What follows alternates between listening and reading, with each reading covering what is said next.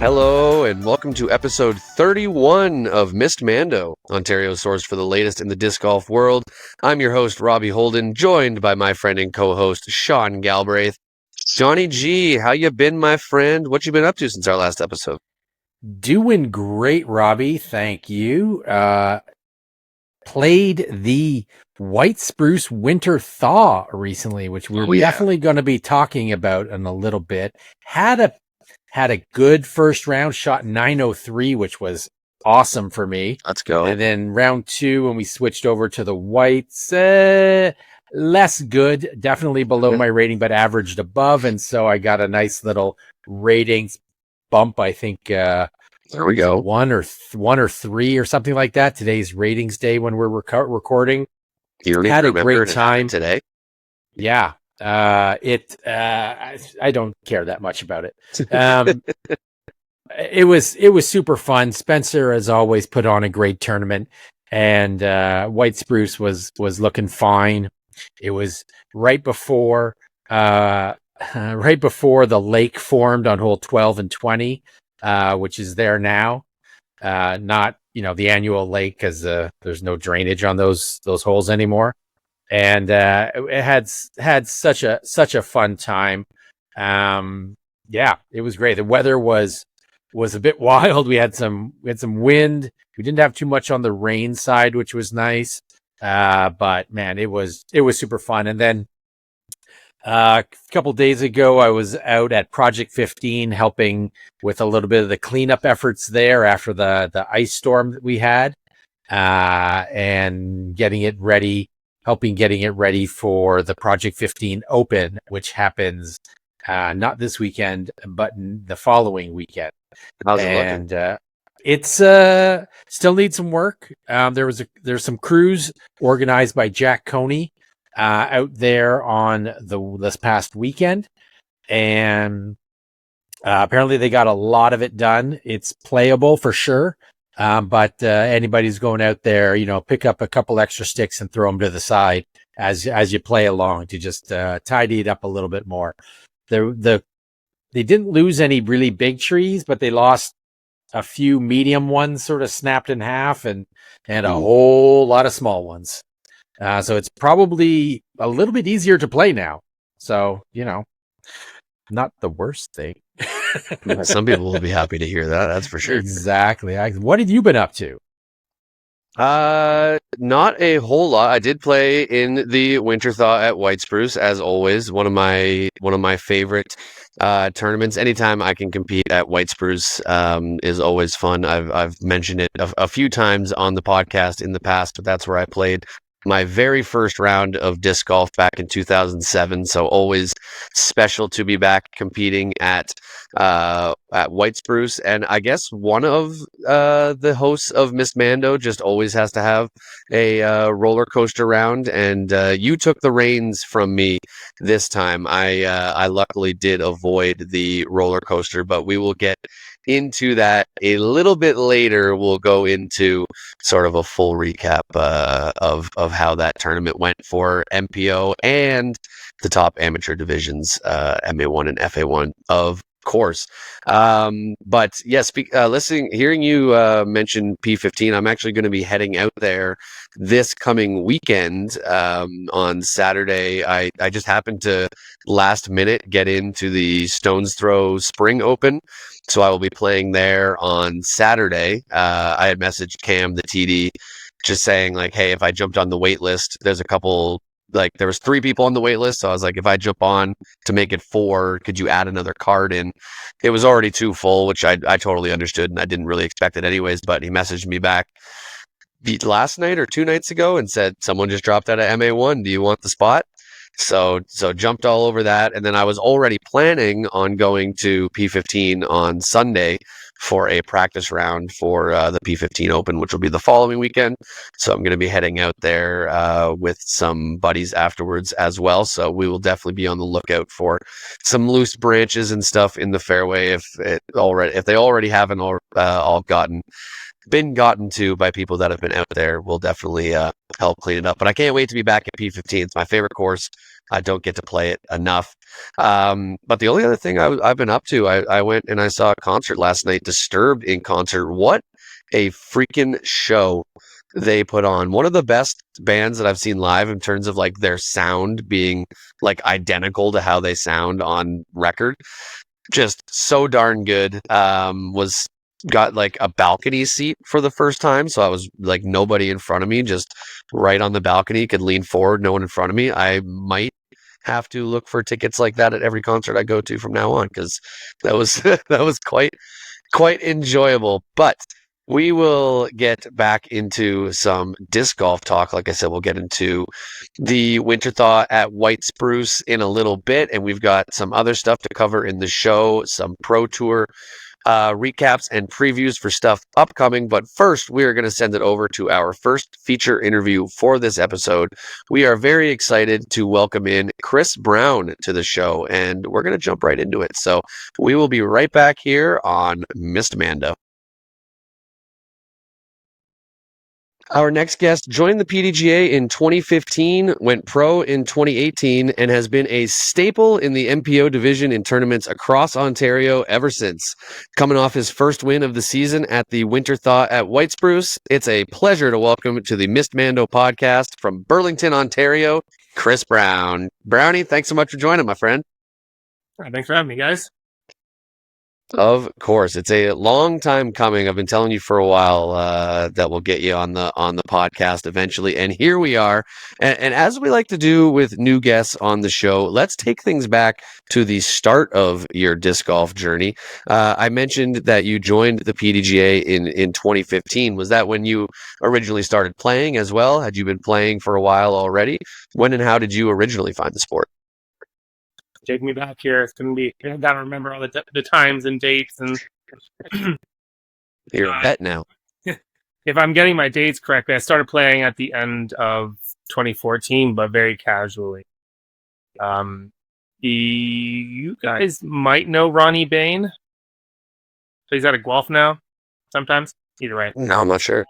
He started the same time I did in Colleen. We were playing Ultimate with him. He's a friend of ours. We had like a low-end Ultimate team going on. And it's like, hey, you want to come try disc golf? So, sure, went out and played. Nothing really happened at the beginning. Just sort of played a couple times, disappeared. I think our first tournament, or my first tournament, Colleen didn't play that one, was a Vibrant Birdie Bash. That was in London, St. Thomas. Had to be London for St. Julian. But yeah, that was in the end of 2014, and then just sort of kind of limped into 2015. I think I played like 2 tournaments that year: the White Spruce and Bronte, maybe 3. I don't know, maybe a lot. I don't know. It's so hard to remember 10 years ago now. Fact checking you played 2 tournaments. You played Brawny Creek in MA2. You finished 14th, and you played Brampton Breezy Trees in MA3, where you finished 3rd. So the memory's holding up, Brownie. I'm impressed. Yes. It's like I look at my PDGA record every once in a while. So you mentioned that you and Colleen started at the same time. Important question. Who is the definitive disc golf power couple in Ontario? Is it you and Colleen, or is it Thomas and Alicia Hums? Don't hold back. Trash talk as much as you want. Who is the power couple? I mean, if you want to go with distance traveled, I think, well, with Australia we may have taken it, but normally they take it. But the real question is, how many worlds have they been to? How many world championships have they been to, really? It's a bold question. How many? I believe it's 0. Yeah, 0. So I've been to 1. Colleen's been to 3. So there you go. That's 4 to 0. That's another definitive metric. The gauntlet has been thrown down, and I appreciate you doing that. You and Colleen do though usually play pretty much all of the same events, or mostly the same events. How do you pick and choose which ones to play? And sometimes ones, I think it's more like you're more likely to sit out than she is.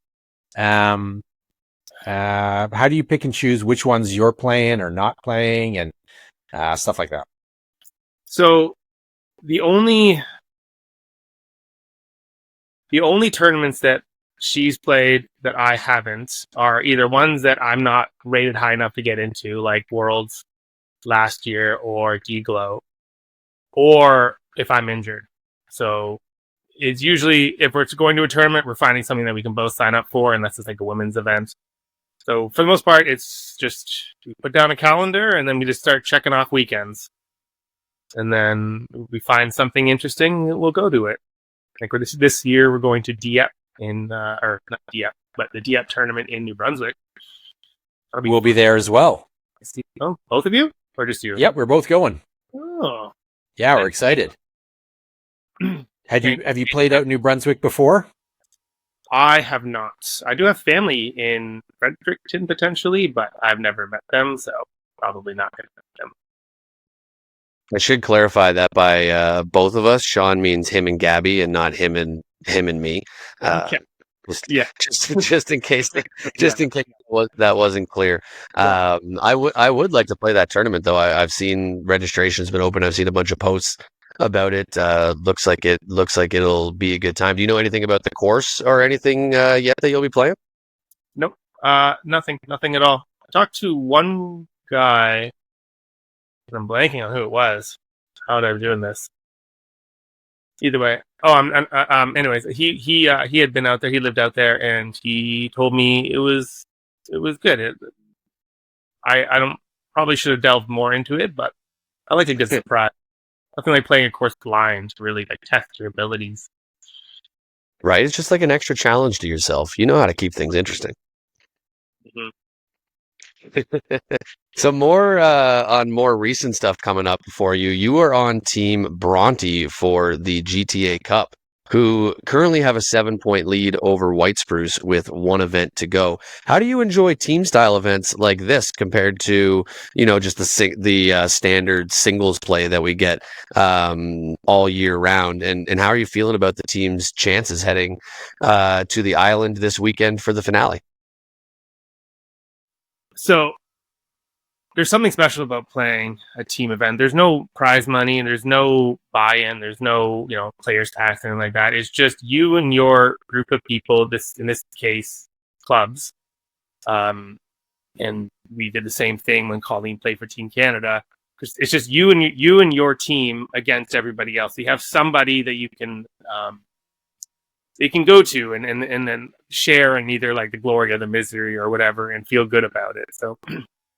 Team disc golf is just so much different, especially when you're playing doubles in like a alternate format with like worst shot or alternate shot. You have to rely on your part a lot more, and there's a lot more riding on it of just like you don't want to let them down. So I really like team format and the match play format because it's just different. Speaking of White Spruce, you recently won the White Spruce Winter Thaw. Congratulations, your first win of the year. How do you like playing tournaments at White Spruce? And your round ratings looked pretty darn great, both over 1,000. So that your game suits White Spruce pretty well. What was it that kept you in the lead that second round to take it down over Cam by 4 strokes? Cam and Calvin tied for second, but yeah, if you guys will remember, that weekend was awful. It was the same weekend that Barrie and all of Northern Ontario, including Peterborough, got hit by that ice storm. So we played through it, but we were in a warm enough spot that it didn't freeze instantly as soon as it touched the ground. So I think without being too technical, I don't put a lot of weight on my feet when I throw, so I throw better than the field usually in bad conditions. I don't slip as often. I don't stuff like that. So playing in the rain usually is to my benefit, even though I hate it. But it's sort of like perfect storm sort of thing for me on this weekend. Plus, I play White Spruce a lot, so I know where to not miss. Yeah, and I was looking at your previous wins. I believe this was a event that you had previously won before, so obviously very comfortable at White Spruce. And I had said it to, I believe it was right to you after the tournament. I said it may have had something to do with the rain and how extra handsome you look when that hair and beard get extra wet. So I'm not sure how much that really plays into a factor, but if you're listening to the podcast, head on over to YouTube real fast and just see the mane that our guest is working with. But what specifically is it in the rain? I know you mentioned about like your footwork and whatnot. Do you try and play more safe and push more for just staying at even par and knowing that somebody with you is gonna try and push it and make a mistake? Is that part of the game plan? A little bit. And to break down that down into the more as to the why that's the case is as soon as it's raining and as soon as my hand is wet, I don't throw as hard as I can anymore. I will always be like, just throw it straight and it'd be okay being 50 feet short, 30 feet short, and maybe you'll make the putt, but at least you're going to get the par. And more often than not, it ends up sliding up into the circle and you end up getting the birdie anyways. But as soon as it's bad conditions and it's slippery, I take a little bit off and then I throw a little more straight. And I'm okay being short, knowing that not everybody's going to be birding that holes. When it gets into the point when it's perfect conditions and everybody's can park everything, that's when it gets a little tougher and you have to start pushing a little harder. And that's usually where things go wrong for me in particular.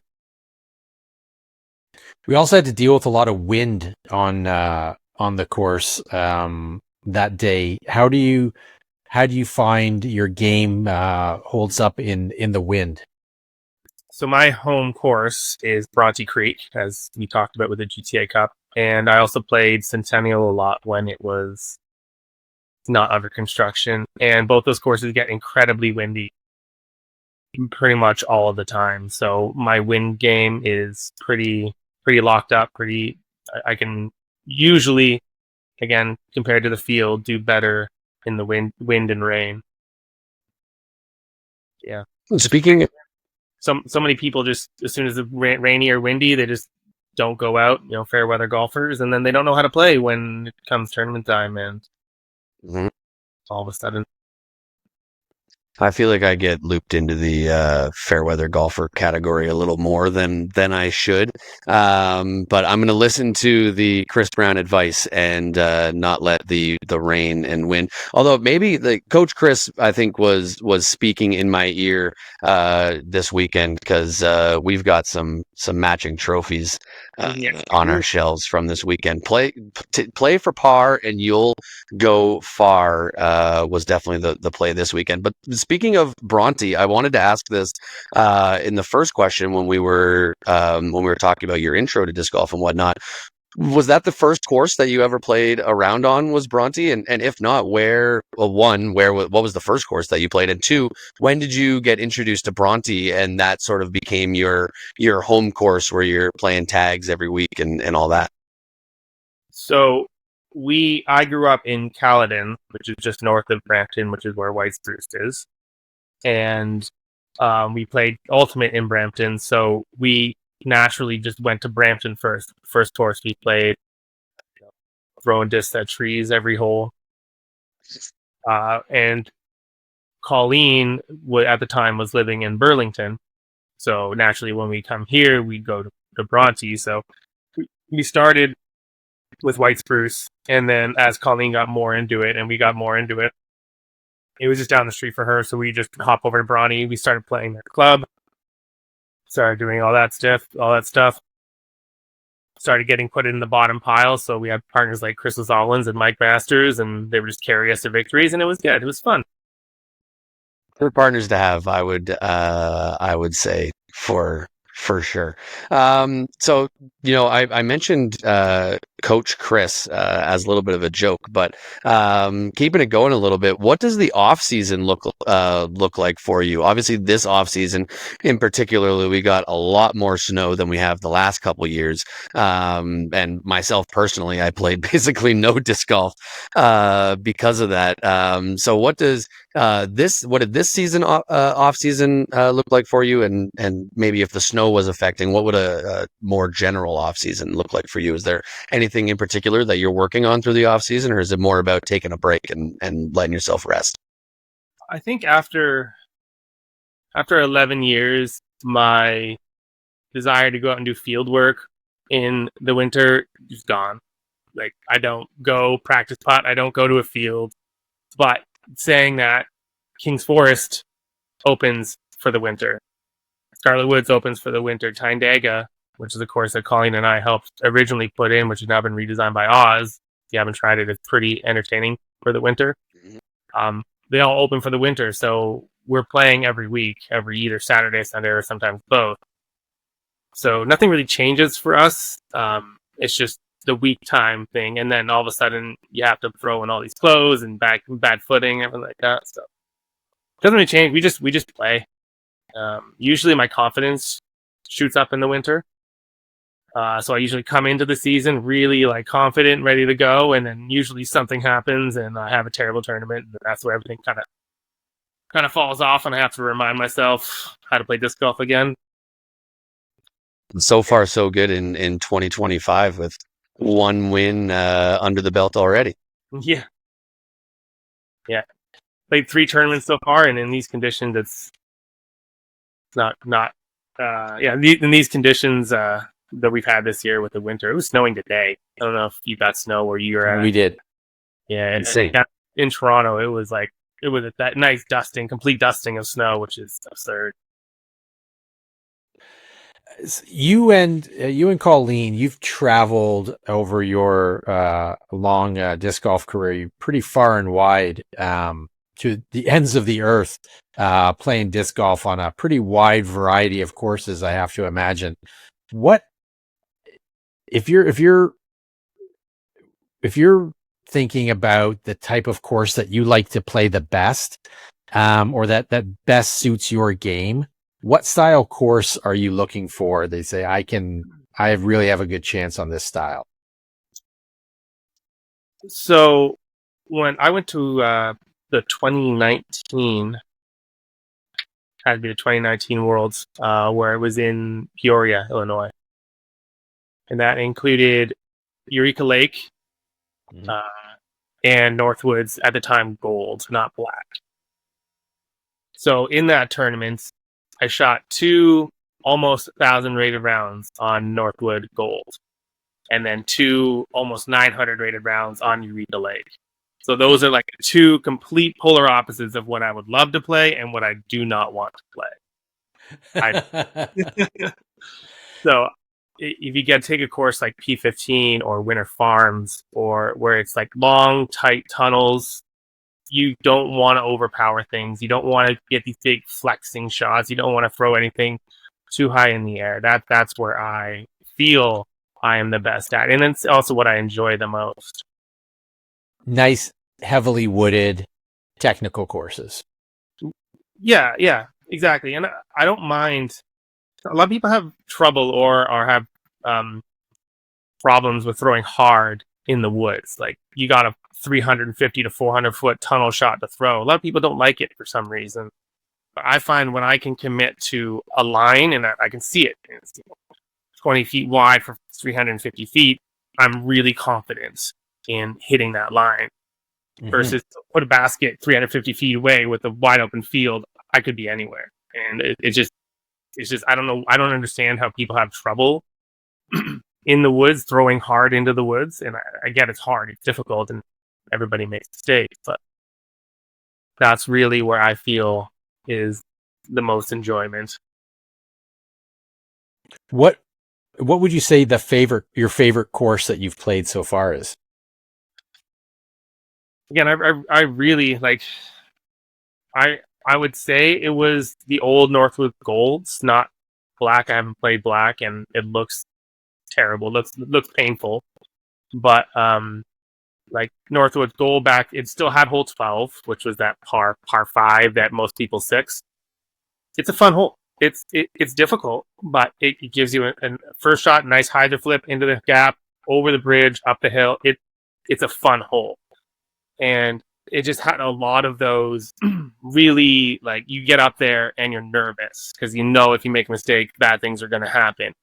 But you're not. But so like it builds up. You're like nerve, but it's not also incredibly punitive where, you know, if you early release this, you're going to lose a disc in the water and have to re-tee, but it's like there's always a way to scramble it. So courses like that, like Northwood Gold, Hillcrest is phenomenal. You know, P15 is amazing. If the trek wasn't so hard, I would actually really like the wooded course at Winter Farms.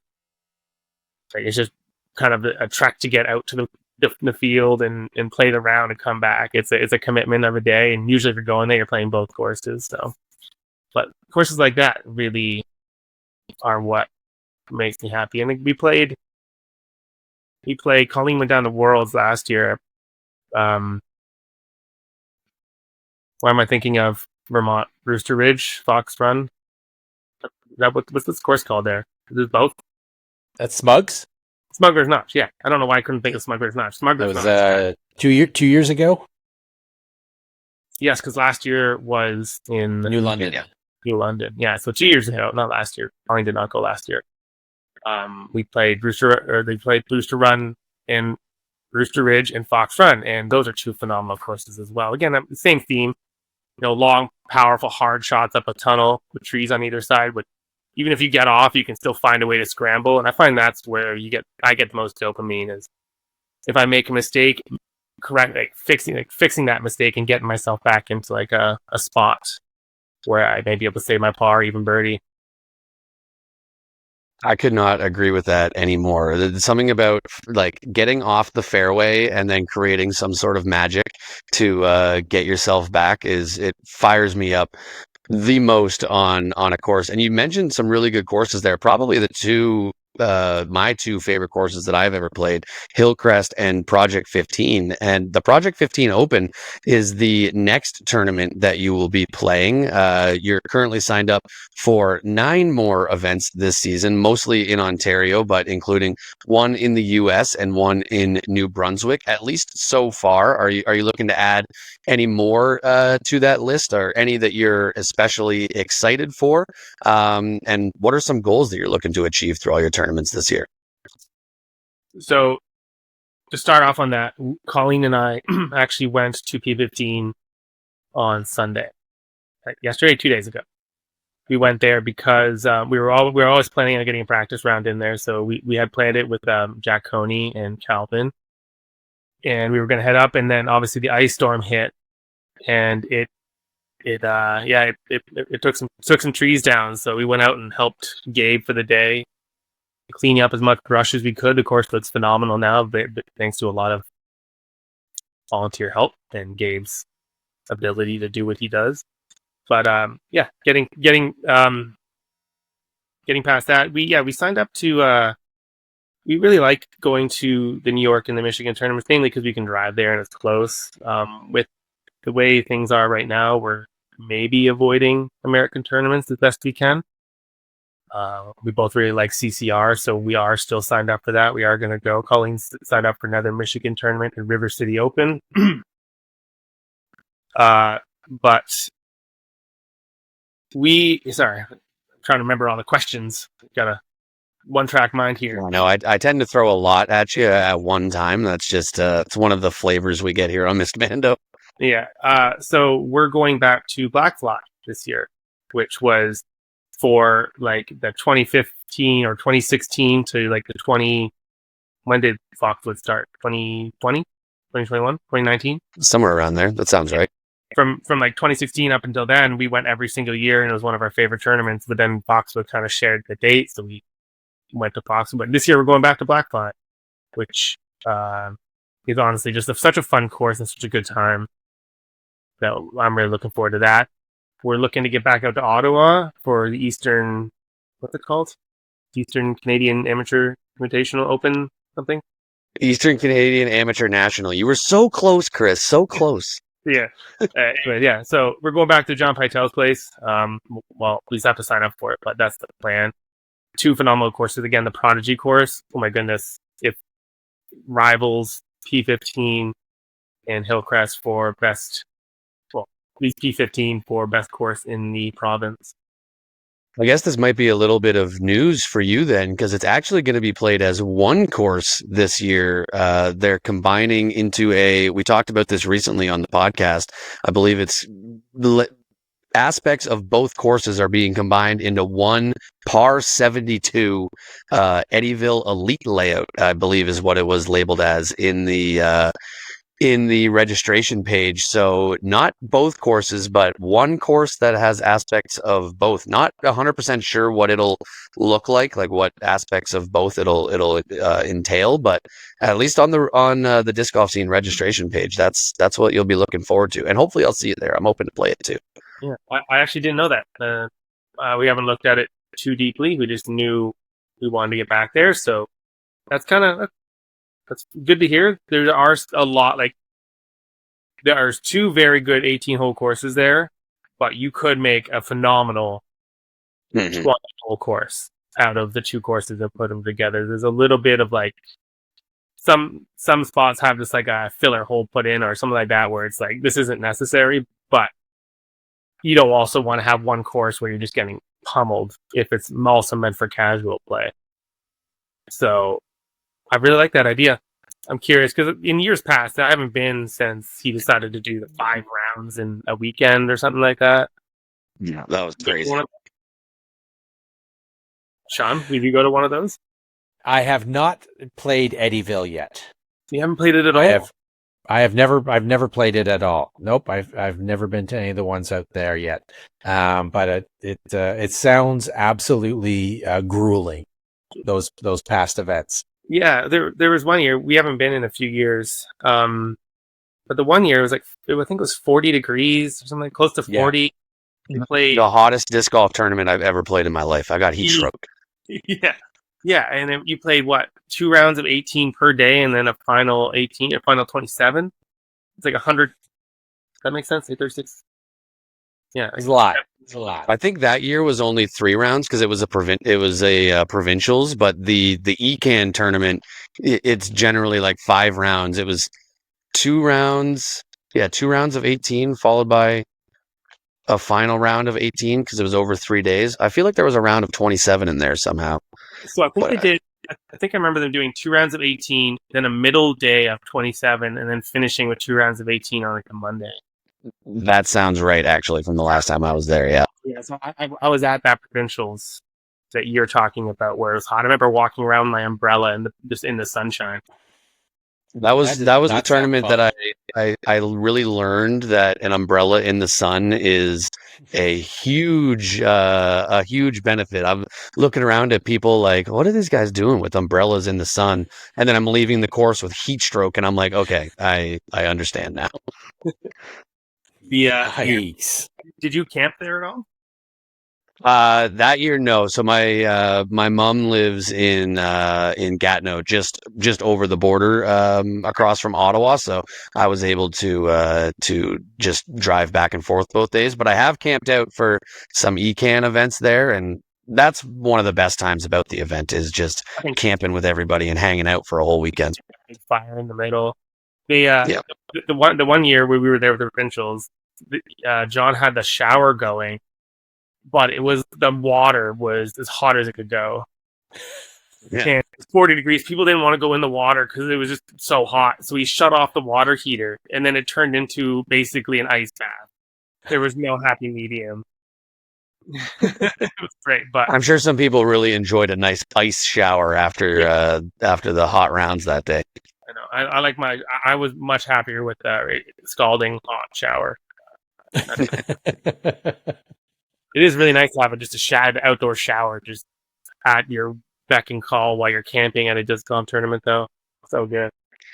Yeah, if anybody listening hasn't been out for an Eastern Canadian Amateur National out at Eddyville, the camping is so much fun. Everybody's in a big field together, hanging out between rounds. At night, we get a big fire going. Last time I was there, we went out and we played some glowy as the sun was setting. It's always such a blast. Although it can be a little hairy sometimes if it's wet.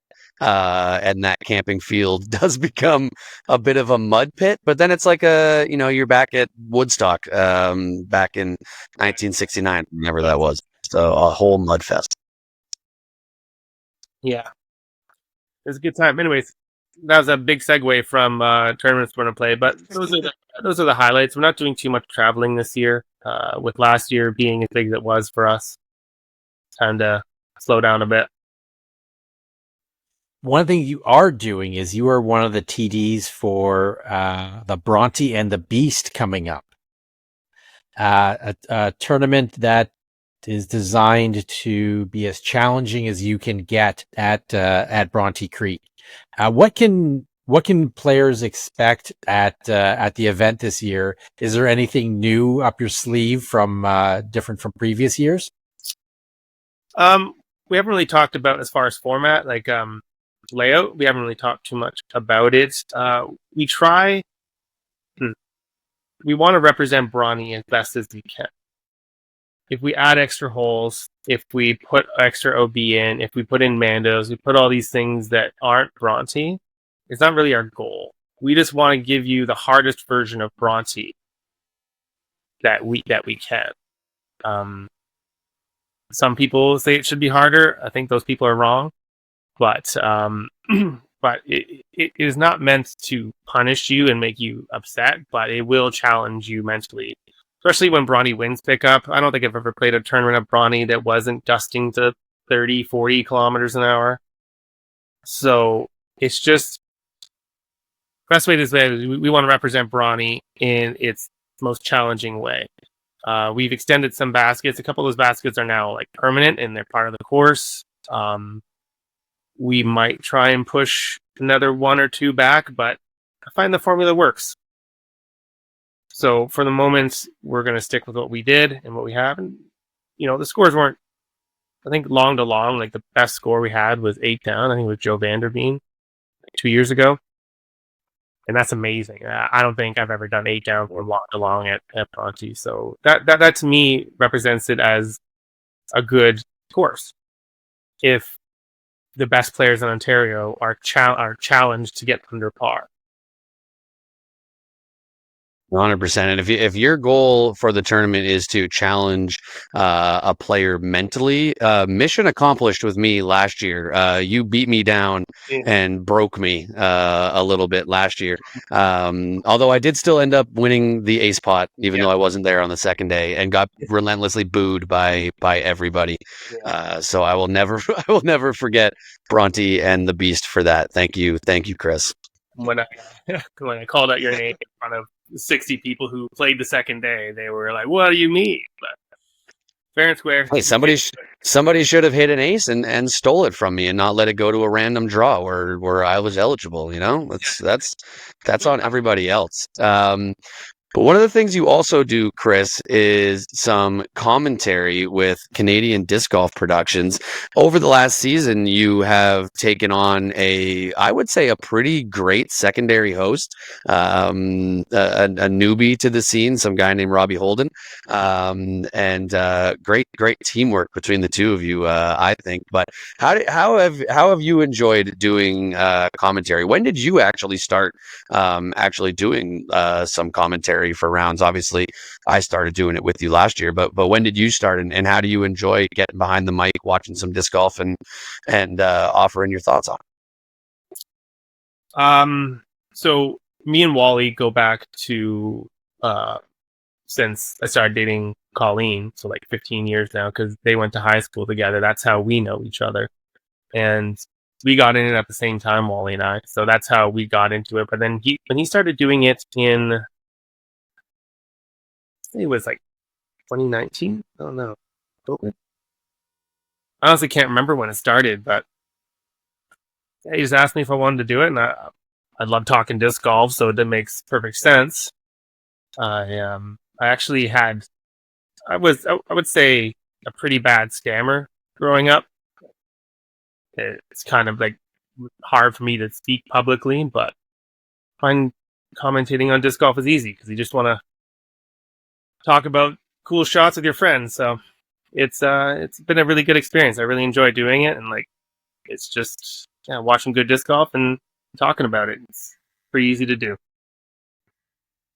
Well, as I alluded to with your amazing commentary partner from time to time, being myself, you make it very easily or very easy, I should say, to like everything just flows so great. So, and even when I've watched other videos, whether it's you and Galen or you and somebody else, I've always enjoyed your input on the mic. So, hopefully some more coming up in the future. Sneak peek. We will be in the booth next week, I think. We've been going back and forth on dates, and now I'm all confused about when it's happening. But sometime soon there will be another Robbie Chris collab on the mic for Canadian Disc Golf Production. So be on the lookout for that. Yeah, it's been a good time. Enjoy commentating with you without trying to pat each other back too much, but yeah, this is just turning into blowing each other's horns, tooting each other's horns, whatever the phrase is. I don't know. I'm going to move on.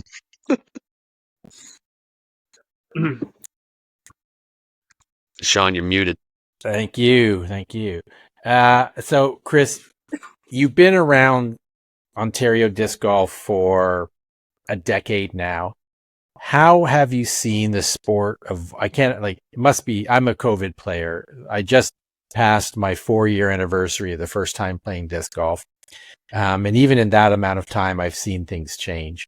How have you seen the sport evolve over the years that you've been involved for it? What are some of the biggest changes that you've seen, and what changes would you like to see going forward? So when we first started in 2015, it was kind of the end of the era of just like showing up at a tournament and playing. In 2015, there was still a couple tournaments where you could decide day of, I'm going to go play White Spruce. And you just show up. The TD is there. He writes your name down, puts your name on a card, puts it on the little scoreboard if you've ever seen one of those going on. And you just play.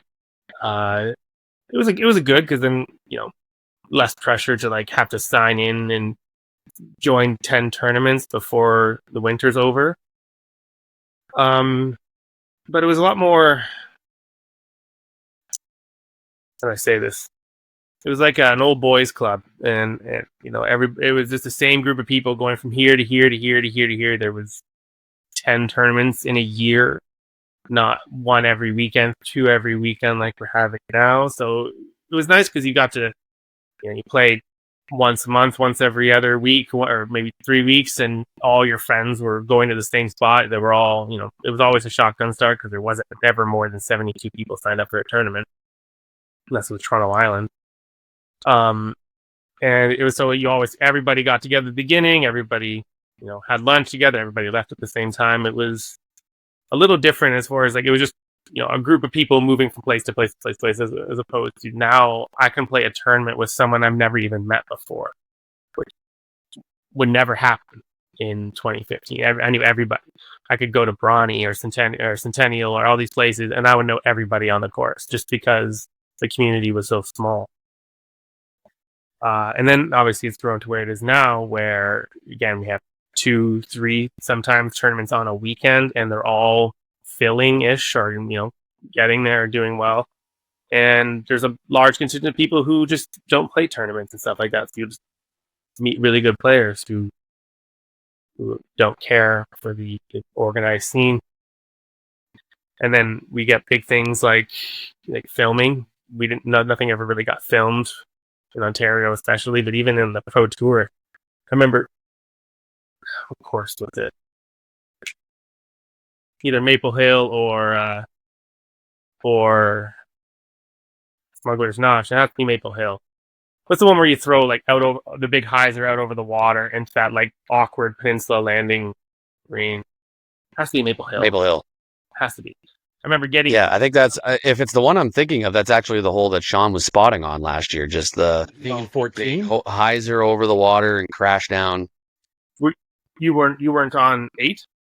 I was on 8 2 years ago. I was on 14 this year. Okay, so I think it's 14. I remember we had that course. We had it on a DVD. There was we had it on a DVD, and that was like crazy that we had like a filmed round of these pros playing it from like 2014 or something like that. It was unbelievable. But now everything's filmed. We have the Disc Golf Pro Tour. You have the now Go Throw. You have all these corporations or people who are filming things, and it's really making it interesting as far as disc golf like consumability is concerned. As far as what do I want to happen? It's honestly, everything has its benefits and its negatives. Because like in 2019, I could sign up for the World Championships. I could sign up for D-Glow. I could play all these Pro Tour events. Now my rating isn't high enough. I don't even have a chance. So like it's kind of pushing itself into a way where now you have this group of people and then the rest. And it's good because that's where it needs to go, but it just changes the dynamic a bit.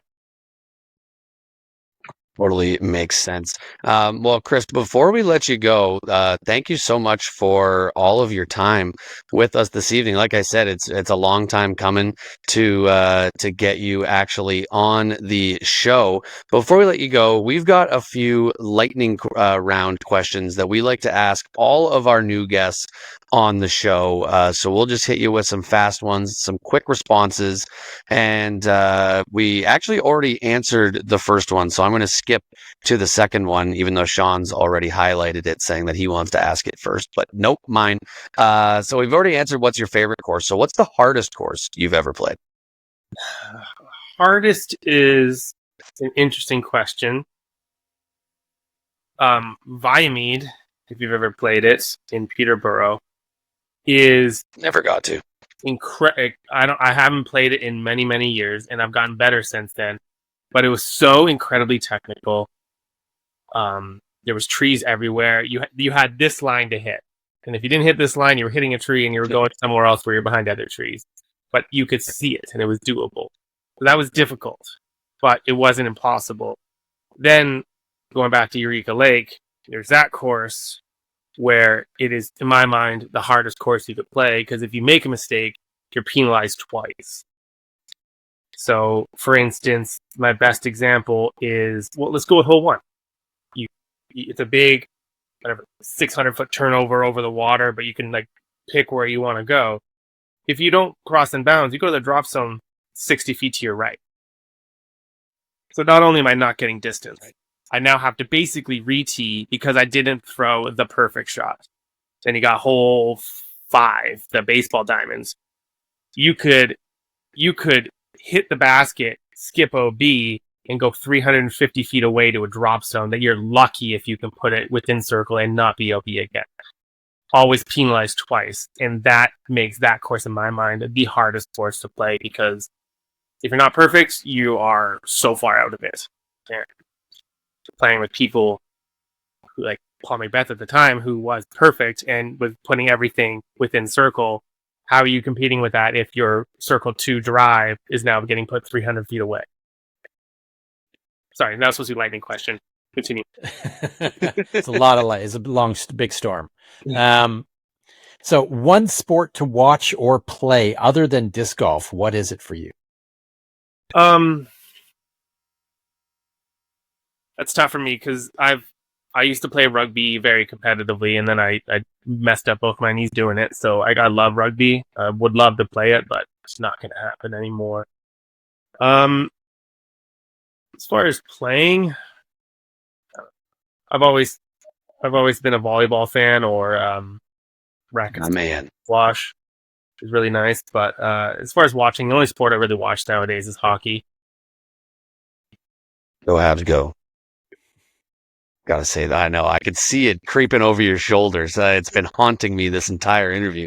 Didn't want to make a comment. What song makes you instantly turn up the volume to max and sing your heart out? Wow. That's a good question. This song. Okay, rapid questions. Let's just pick one off the top of my head. I've always been a Linkin Park fan, so if In the End comes on, I'm going. My man. You've been on your fair share of road trips to playing disc golf, I'm sure, over the years. What is your favorite place to stop for food on a road trip? You see the sign in the distance. It's time. You must pull over to get food. I always, whenever I finish a tournament, I always crave Harvey's, and I don't know why. I very seldomly eat it otherwise, but coming back from like a tournament, I'll look up a Harvey's just to get that like Angus burger or the Angus burger combo. It's just like all the toppings on it and just however you feel like. It's usually what I go to. I like that. Yeah, that is a solid choice. What movie never gets old for you, no matter how many times you watch it? I don't watch too many movies, to be honest with you, but no, I'm not actually too sure about that one. I don't watch movies too often. I'm more of a like to shut my brain off when I'm watching things, so I watch TV shows. But I can probably go with like. We can change it to TV show. Like if there's one that you like to like re-binge over and over again, and you like put on The Office in the background to just like numb out. What's that show for you? Right now, I'm rewatching the Clone Wars cartoon. Yes. Yeah. This stuff. Yes. Yeah, Star Wars. So good. I'm going to be doing a rewatch myself soon because I just finished Rebels and now I want to go back to the start of Clone Wars again. So yeah, I think and I'm like, I need to go back to watch the original. Last question. If you could have any superpower, what would it be? I would love to just be able to like teleport just wherever I want to go. Like I work in Toronto. Sometimes my commute takes me an hour to get in and 2 hours to get home. If I could just teleport home, or even like Nightcrawler where you have to see where you're going, I'm cool with that. I can teleport building to building to building. I can do it no problem, but that's what I would want. Yeah, I'm right there with you. I like the Nightcrawler aspect there too, because Kurt is just awesome in the X-Men movies. So I'll take some Nightcrawler. But Chris, thank you once again for coming on. Before we let you go, do you have any shout outs or any final words or comments? Anything else from you that you would like to say? The floor is all yours, my friend.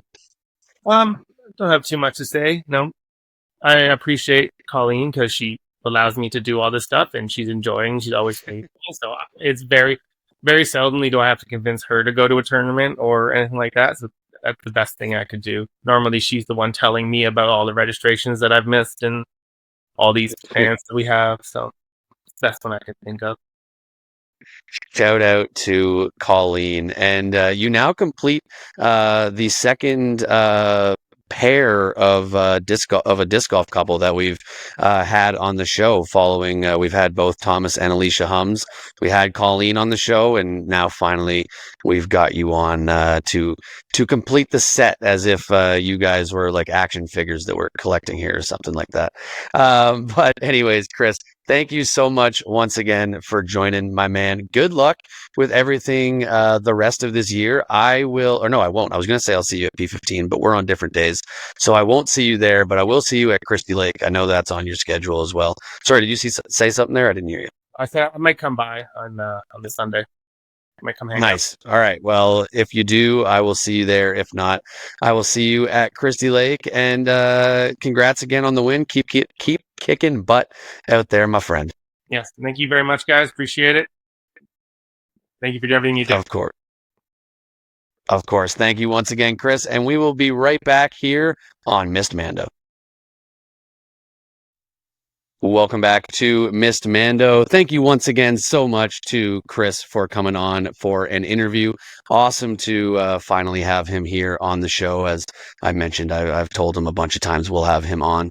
But we are going to move on now to some Ontario news, and we've got some special guests to join us to talk about some news for disc golf in the Sudbury area with a new course and a new tournament tournament coming up. Welcome back to the show, Alicia and Thomas Hums. Thank you guys so much for joining.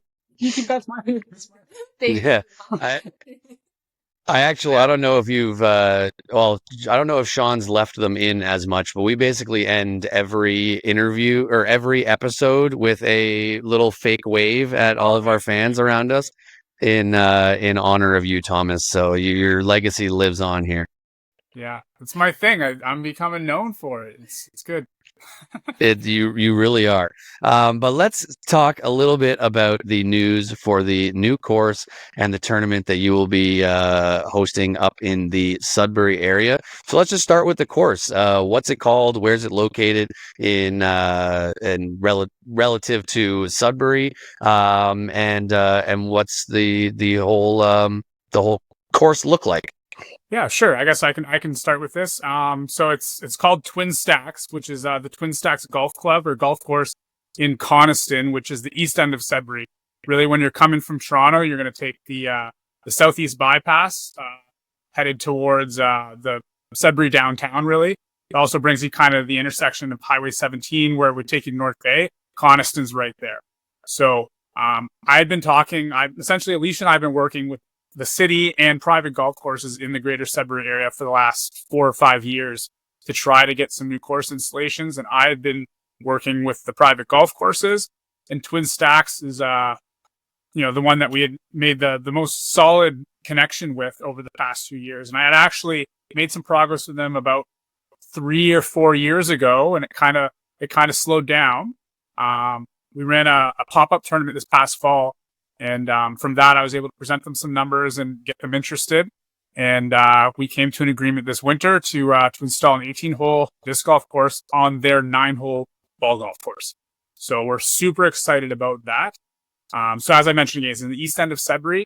There's a bit of elevation change, lots of water, but it's going to be a great course. So Alicia, myself, we have our Nickel City Disc Golf Club board members. So we started a not-for-profit business to kind of work on facilitating this course installation, apply for grants, and work on fundraising as well. So our club and our board, in conjunction with the Twin Stacks manager, we went and designed this course, and we actually had Thomas Gilbert join us to consult on the layout and design as well. So there's a lot of ideas that have been bounced around, lots of feedback. So we're really hoping this is going to be a course on the long side that's going to challenge all the pros, and then there's also going to be a shorter layout that is accessible for all types of skills and should be enjoyable for all players. So I think it's going to be a really fun course to play. So right now, we have access 3 times a week, and we're hoping to get more throughout the season. We're going to be running a league there. And then we have our tournament there in the fall. So we have the Twin Stacks presents Nickel City Open that's happening this November. And fear not, because people are always asking me, is it cold up there in November? Well, it was 10 degrees, sun, and no snow last year. The year before, we didn't get snow until almost Christmas time. So don't let that deter you. And our plan with our club is to make this one of the biggest payouts in Ontario. So right now, we have a guaranteed minimum of $3,000 added cash. We're adding merch. It's a B tier. So we're really hoping this is going to be a big draw for this year and years to come. And hopefully that, we get a lot of people coming up here. So for people who obviously will not have played this course because it's no one has yet. Yes. What other Ontario course would you sort of compare it to? Are we thinking like a Scarlet Woods? Are we thinking King's Forest? I assume it'll be more golf coursey, but what would you say is the closest analogy? I think it'll be a balance between like somewhere between Scarlet and Kings. There's actually going to be probably 6 very wooded holes. So I wouldn't say it's super golf coursey in the sense that you're just playing down golf fairways. We really try to utilize a lot of the features that are available to us. So obviously there's going to be some water, but our main focus here was because this is a year-round like pay-to-play course that we're going to be using not just in the off season. We really want to respect the course and its other users. So we're very much trying to stay away from their tee blocks and their greens. So we're utilizing a lot of the rough, a lot of the water hazards and sand traps for like our basket placements that are really kind of working down the sides of the fairways. And because we're in Northern Ontario, we have lots of pined areas up here. So that course does feature quite a few very wooded sections. So we're hoping to have some very tight lines through the woods. We have a wooded possible par 5 that we'll be incorporating. And then there's some that are going to be under development as we go. So I think it's going to be a very unique course. It's going to challenge distance in some occasions. There's some tight gaps even on some of the long distance shots that include water tight gaps on the same hole. And then there's some potential for some really long open shots as well. Thomas Gilbert actually he suggested or was hoping that we could even include some sort of European Open style island hole green with one of our longer holes. So there's a lot of things that are in the works, and we're really hoping it's going to be a special course that's actually very unique, I think.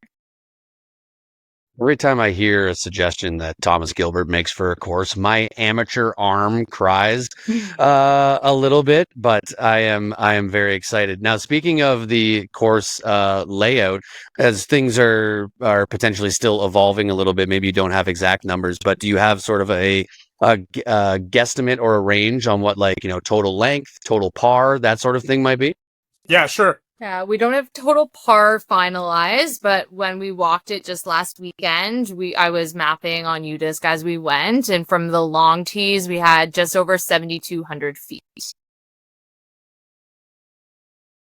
Yeah, Nice. so That's nice.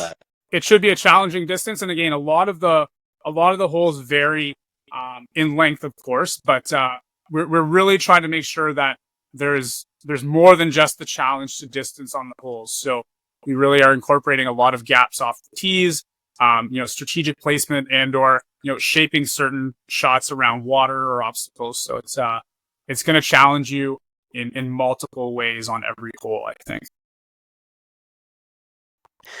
Every hole challenges me because I'm not very good at disc golf.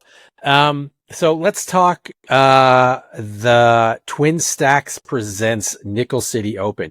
You said $3,000 added cash, but you also said B tier.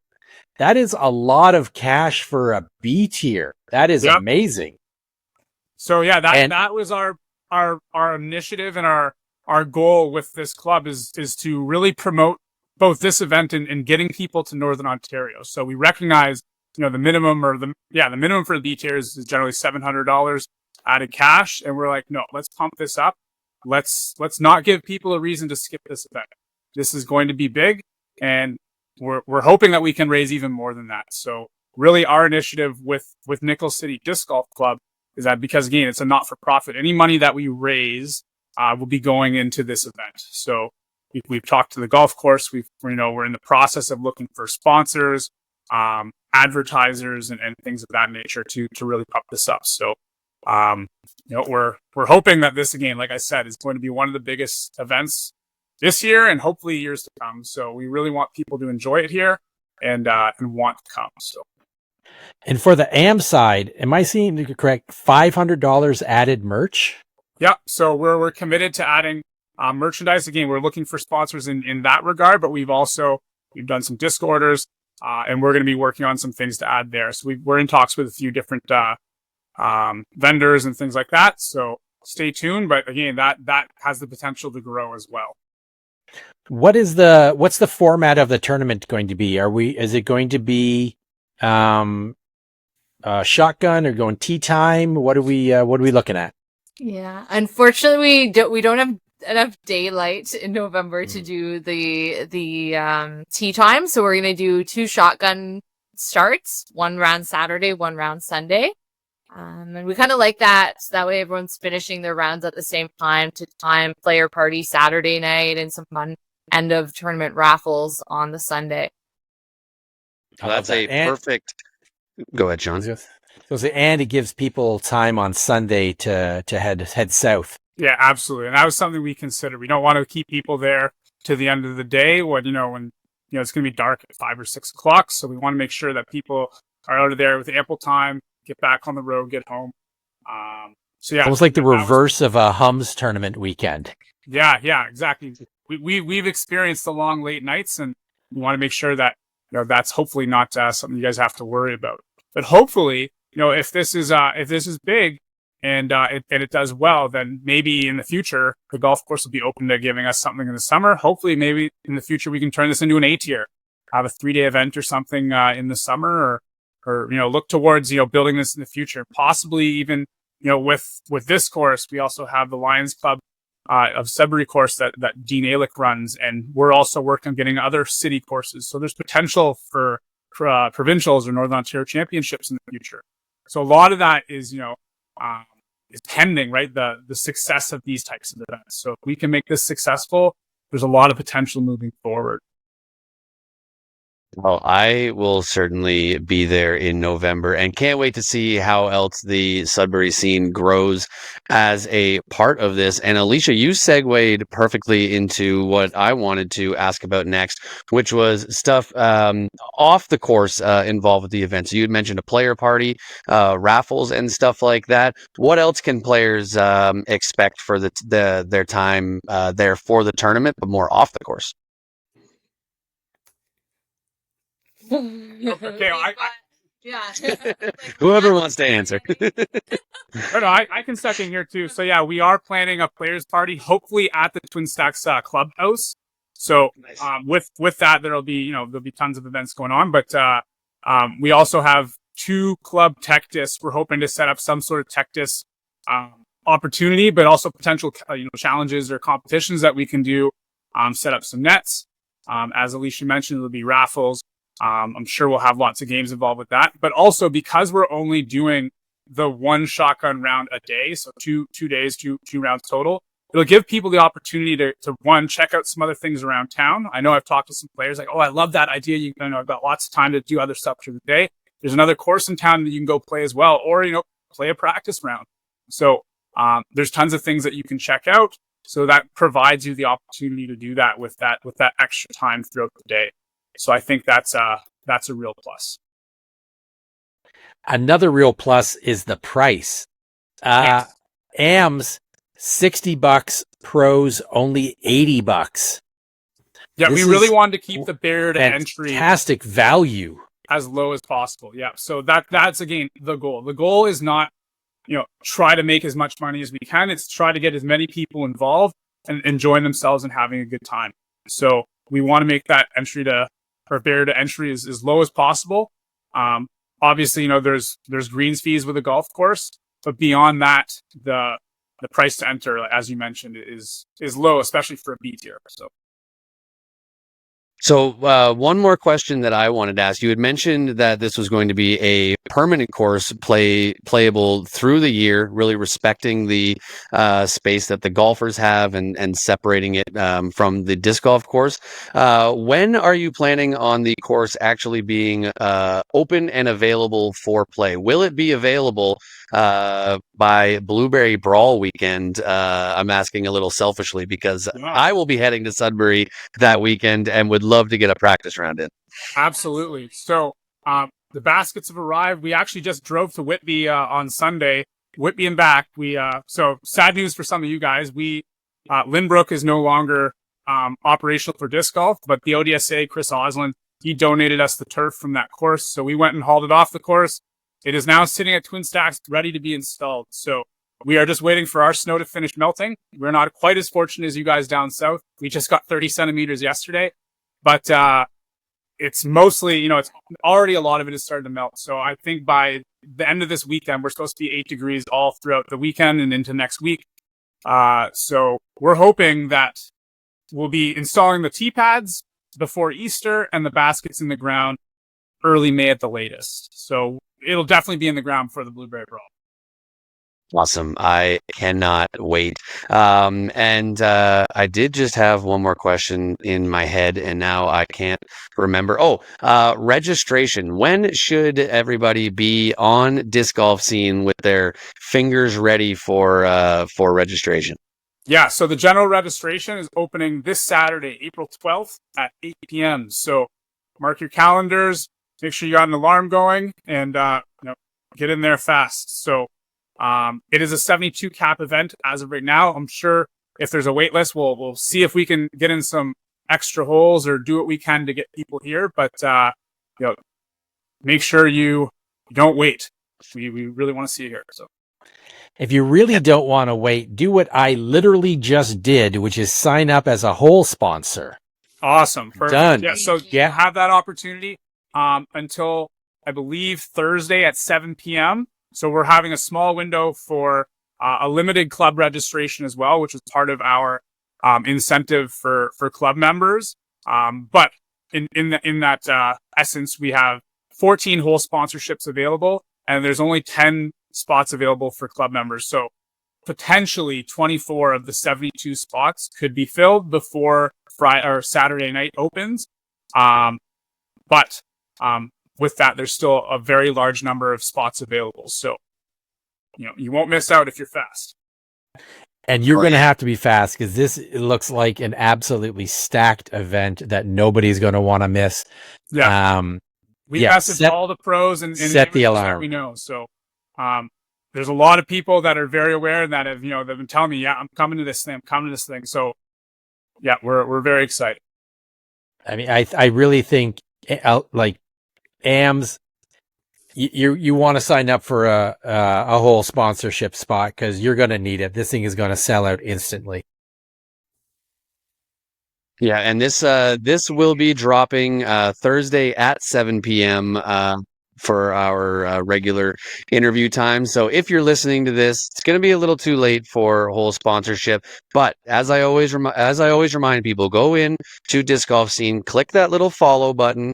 You'll get a email notification 24 hours in advance, and then do what I do and go the extra step and set a timer for 1 minute before registration opens on your phone, so that you're reminded about that. But Thomas, Alicia, thank you guys so much for joining us here to drop this info. Was there any other info that you guys wanted to relay to the disc golf audience regarding the course that we maybe didn't ask? We don't always cover all the bases here.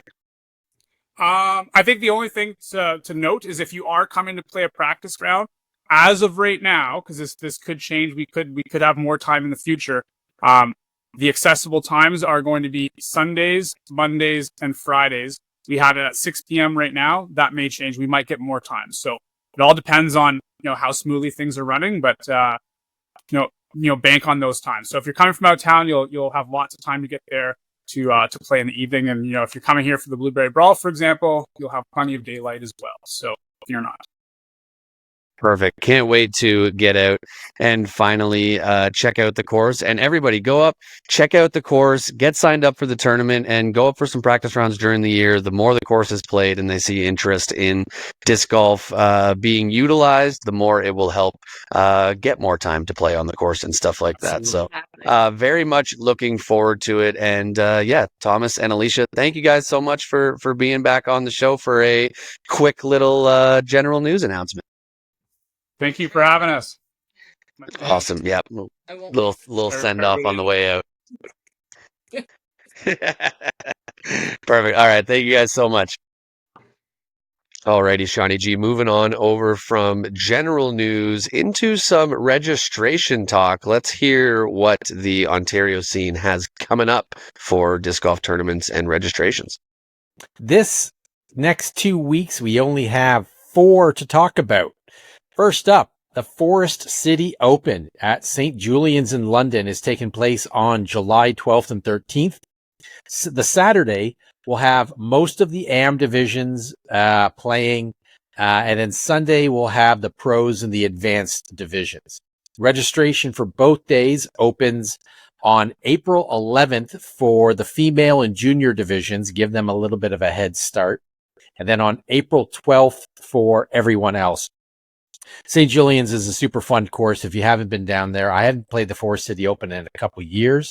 It's a super fun event. Definitely a strong recommend there. Next, the Sandy Hollow Open is taking place on August 23rd and 24th. Registration opens on April 10th for whole sponsors and April 11th for everyone else. And Robbie is telling me to hold on.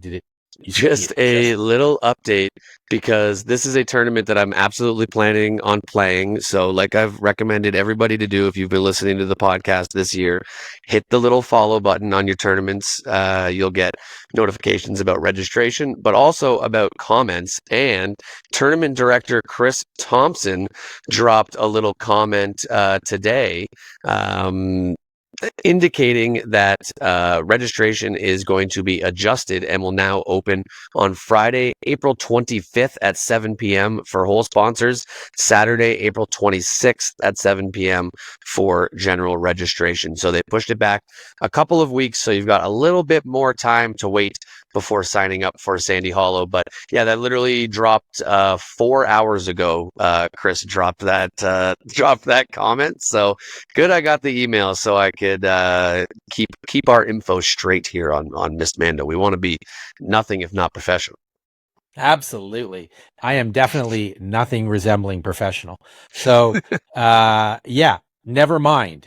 Disregard Sandy Hollow Open for a little bit, and by all means, you'll hear about it again on an upcoming episode in more registration talk. Hit that follow on Disc Golf Scene.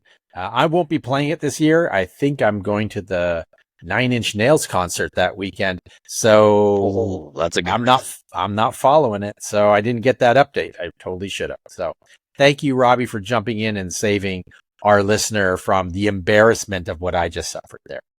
Next up, oh man, the OD Memorial at Ficklewood.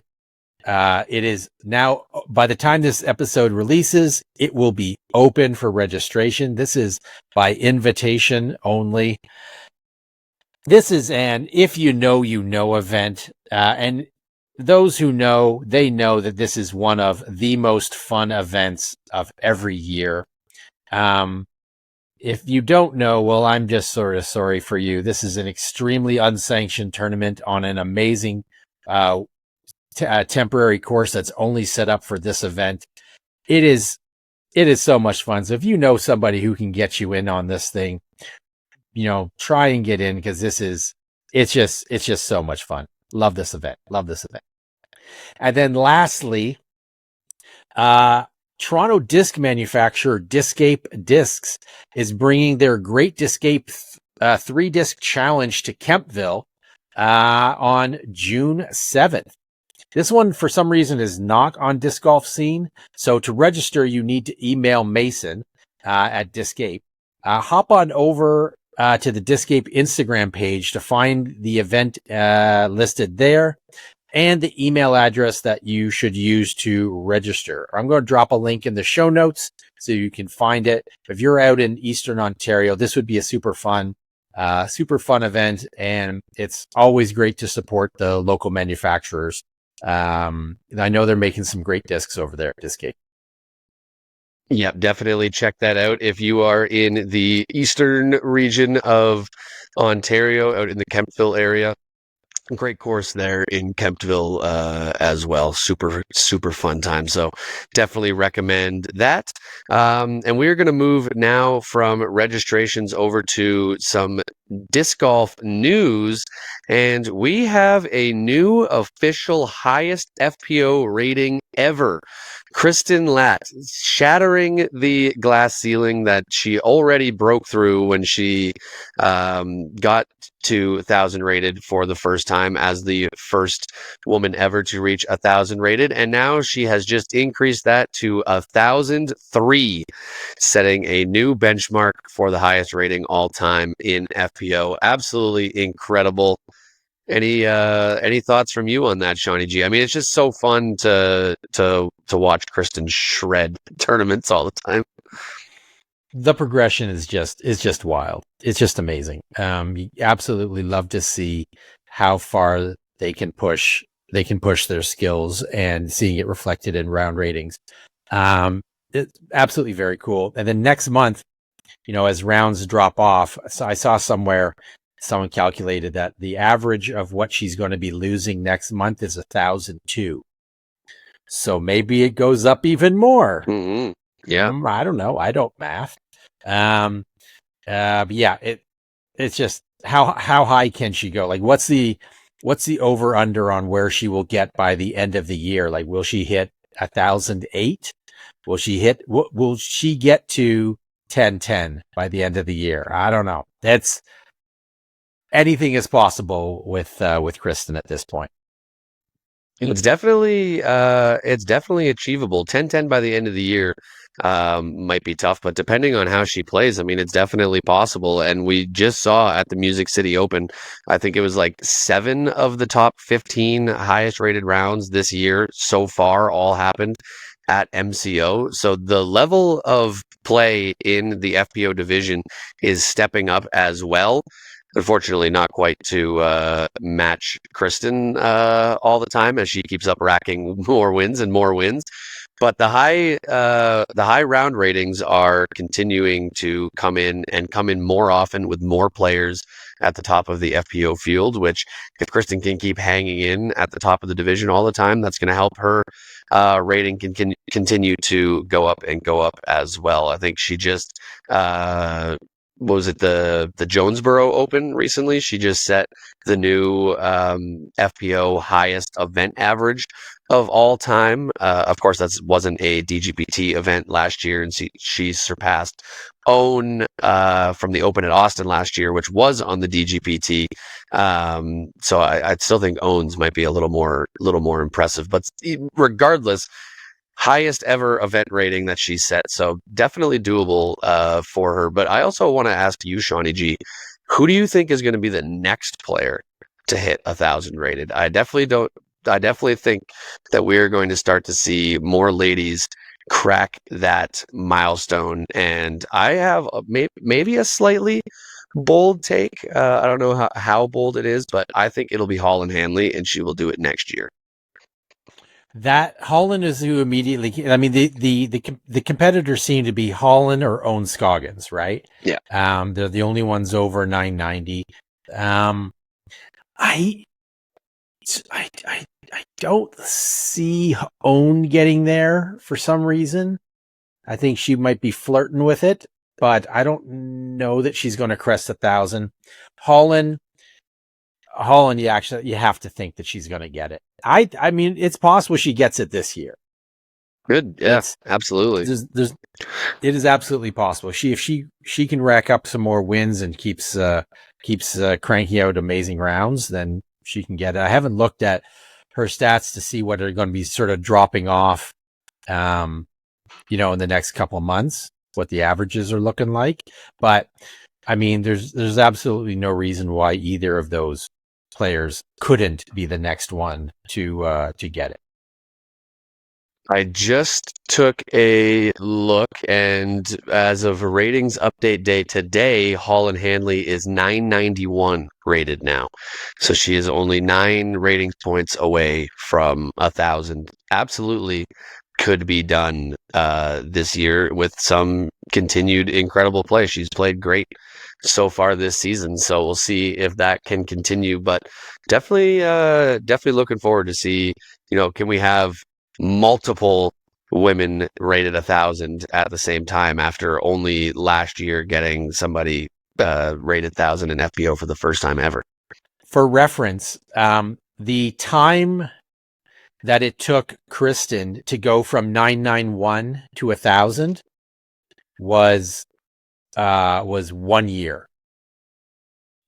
Exactly 1 year. So she hit 991 for the first time in May of 2023, and then May of 2024 is when she hit that milestone of 1,000 for a couple months. So it's so difficult to every point increase in your average it's just such a grind. So I don't know. Maybe by the end of this year for Holland is a little too optimistic, but who knows? Who knows? You just have to play so well, so consistently for such a long time, an entire year of having to keep that average. But Holland definitely has it within her. I definitely think that anyone that's listened to the show knows that I believe in Holland Hanley a lot. Continue to pick her all the time in our picks, although I don't know how much I picked her this year. Last year, she was my go-to all the time. So yeah, going to be interesting to see. I just looked on Owen Scoggins's ratings update, and she actually dropped below 990. Wow.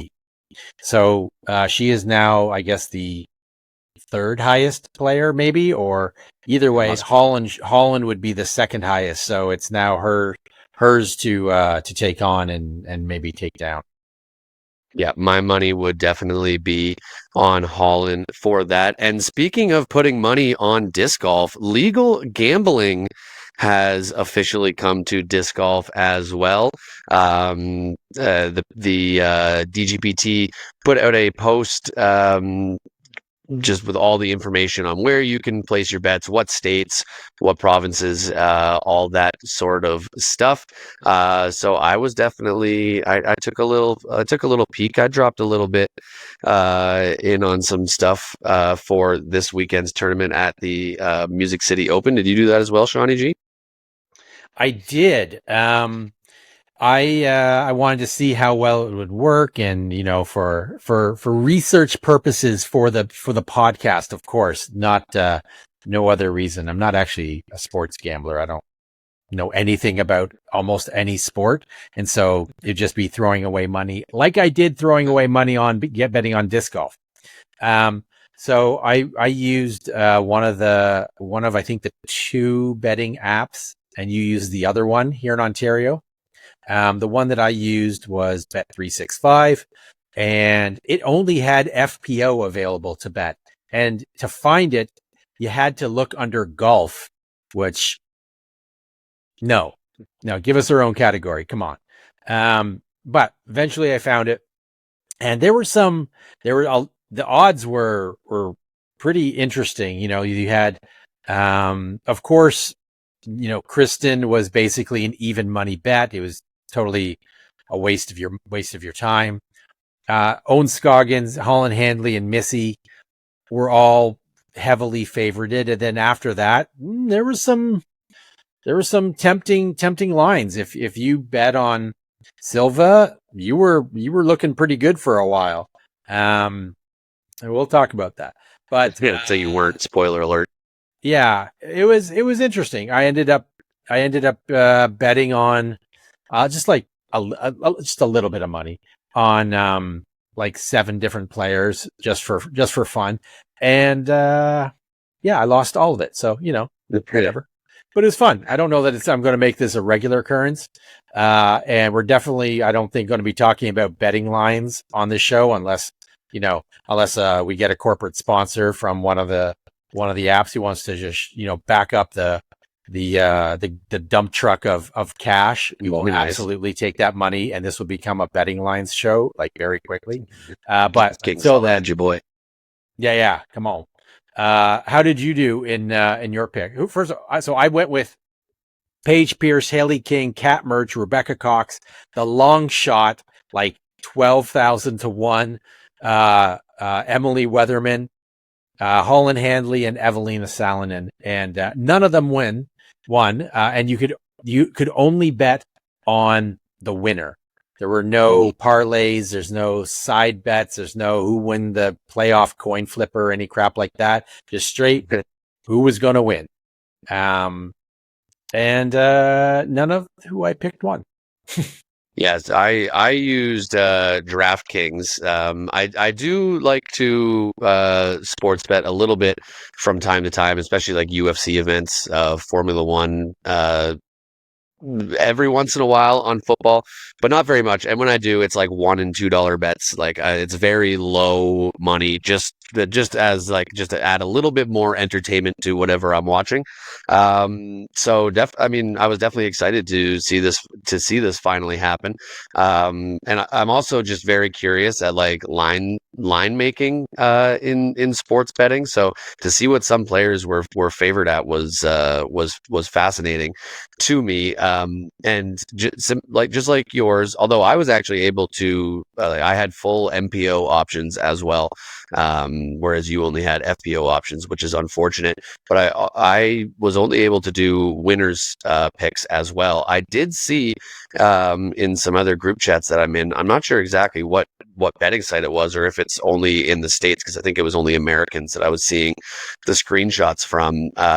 There's some apps where you could pick, a player to finish better than 5th place, or like Kristen's was to finish better than 2.5. I think the line was set. So in order to win, she had to finish 1st or 2nd.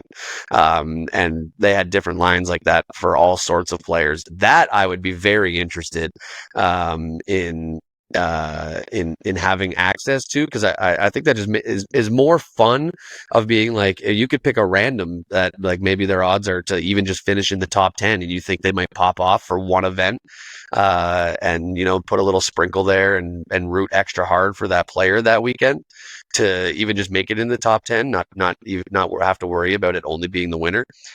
Hopefully I have access to that at some point, because that would be really fun. But regardless, it was smooth. I put money on, I went with my FPO pick that we made on the show, and I rode with Macy Veladiaz. Did not go very well there. So that did not cash out. And I think on the MPO side, I went with Simon Lizotte, because he was the back-to-back reigning champion, and I think was like plus 700. So 7-1 odds, which for a back-to-back defending champion, I was like, why not? But a little bit, I think I did like $3 on both of them. Neither of them hit, as spoiler alert, we'll get to that a little bit later, but none of the 7 players Sean listed off, or the 2 that I listed off, won. So you know that ahead of time now. But yeah, regardless, it was enjoyable. It was smooth. I think one of the things that came with it too is that there's only $100 wager limits with this. So you're not going to see Pro Tour players making, putting in $1,000 bet on themselves, or a bet against themselves, and then shaving strokes out on the course to jack up a payday in the gambling world. That won't happen, which in a smaller sport is obviously like, it's not crazy paydays unless you're winning tons like Gannon Burr last year. If you're a fringe player, you're not making that much money, and it could be easy to kind of have those voices in your head and talk you into that sort of thing. But there are things in place, so interesting to see how much this continues. And I actually, DraftKings did have it listed as a separate thing. It wasn't under golf, so they at least recognized it as their own thing, which was nice. All right, Shawnee G, we're going to move over now to some tournament recaps, starting with our local tournament recaps. And we've only got one to do this week, but it is a big one. Although some tournaments have started to be played earlier in the year, to me, it really feels like disc golf season in Ontario has arrived when we get to the annual Winter Thaw at White Spruce.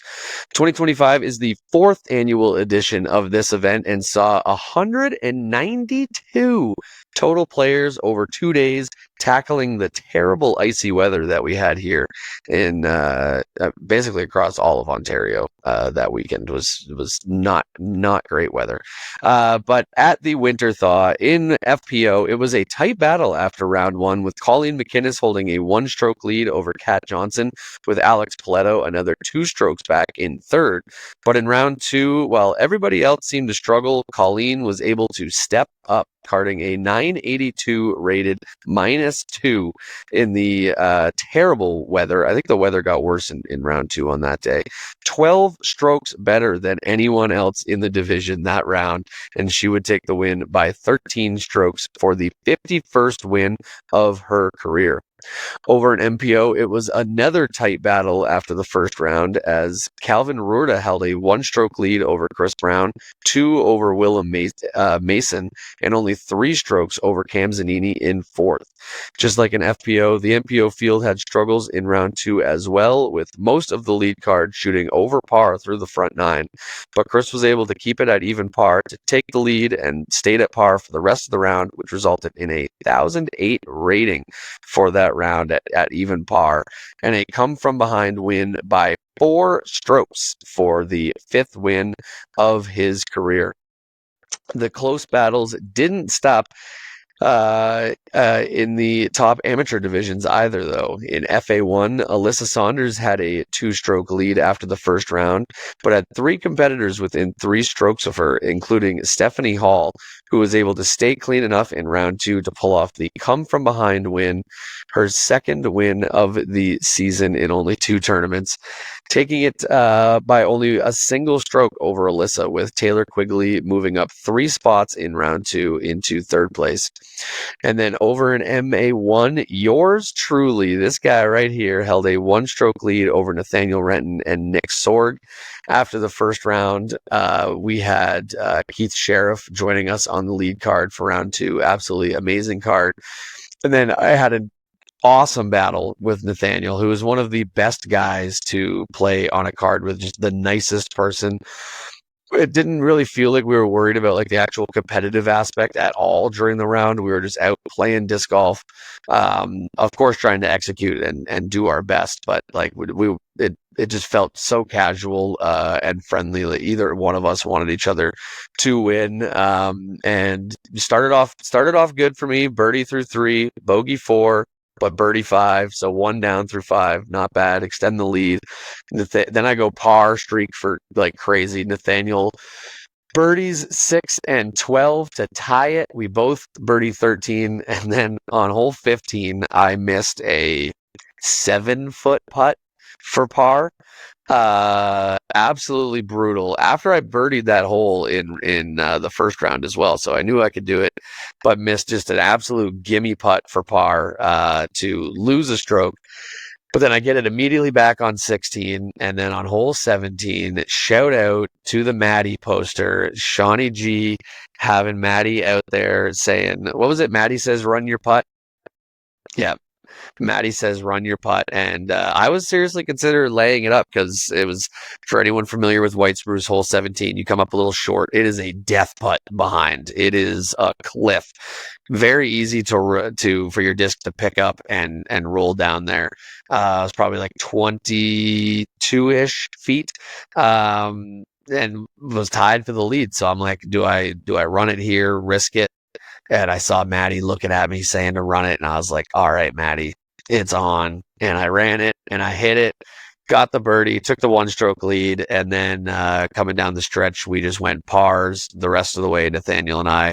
I was able to lay up on hole 20 on the course. It was hole 19 of the tournament because we weren't playing one of the holes. But the final hole, I was able to lay up and just tap in for the 1-stroke win.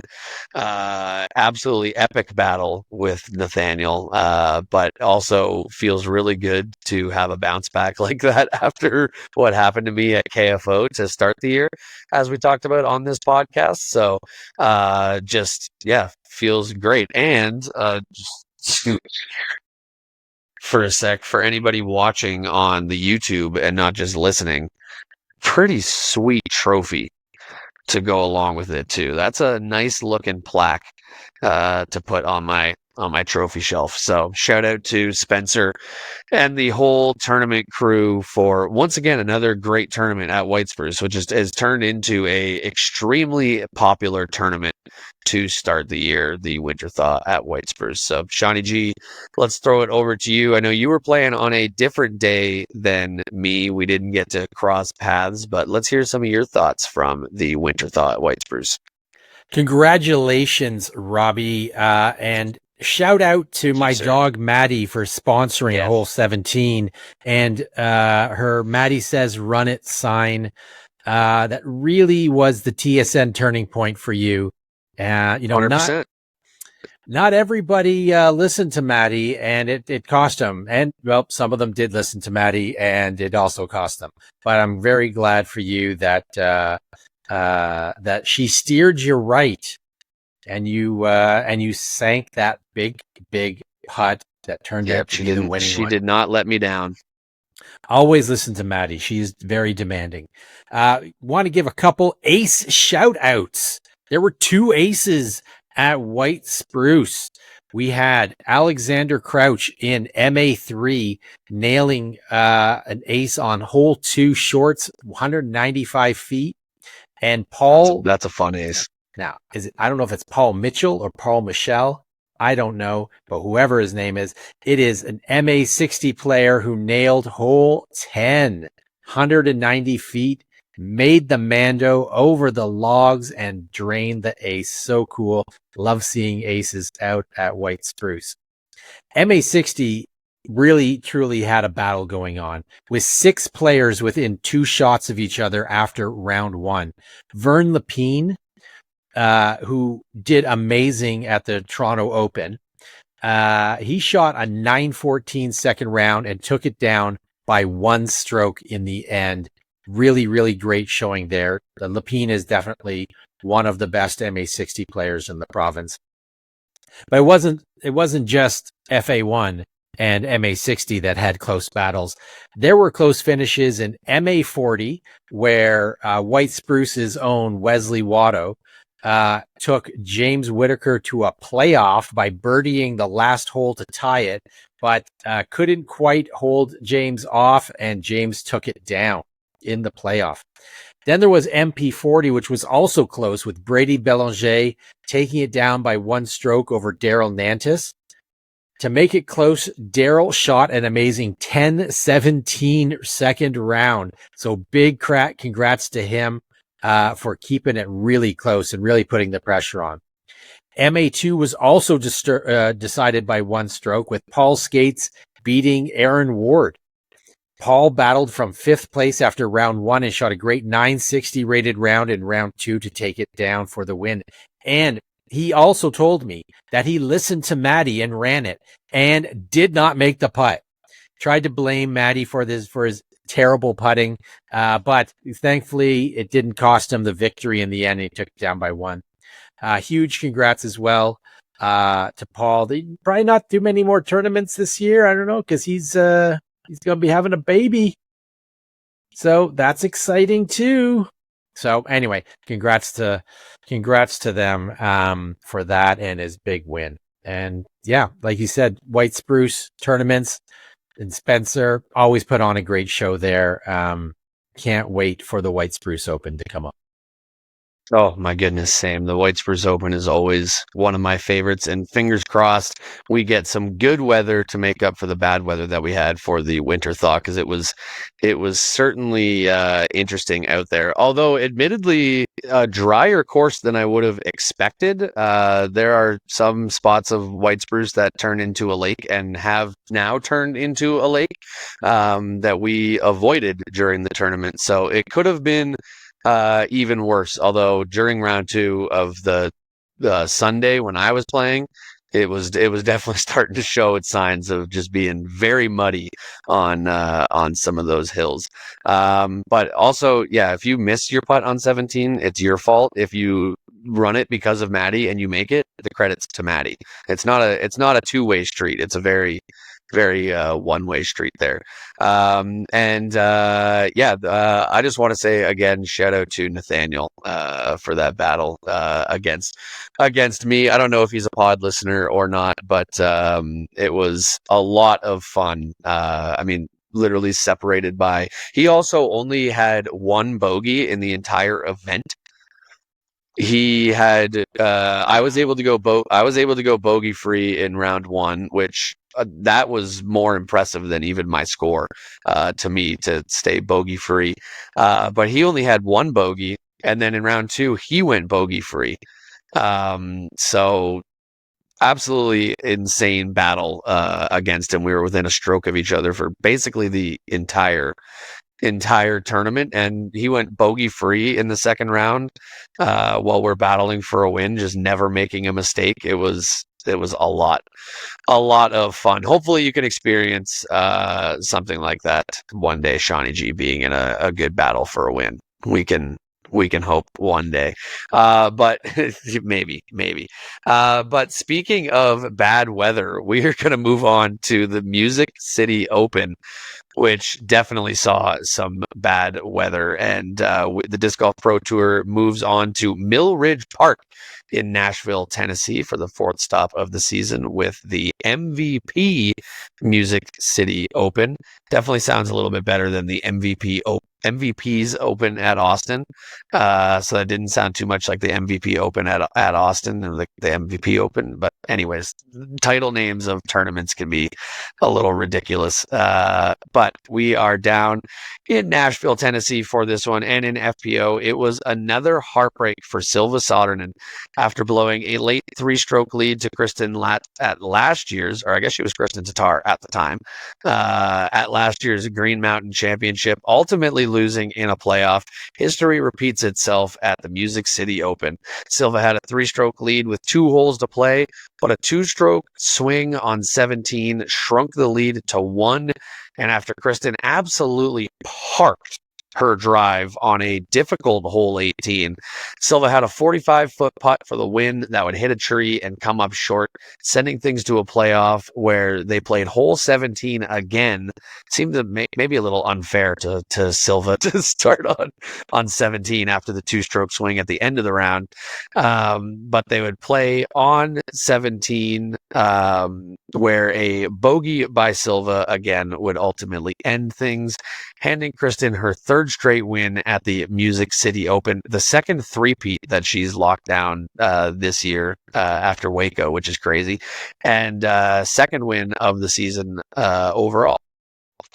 Over in MPO, we saw the best battle of the season so far, as most of the final round saw a 4-way tie for the lead between Paul Macbeth, Austin Turner, Nicholas Antela, and Gannon Burr, who was on the chase card.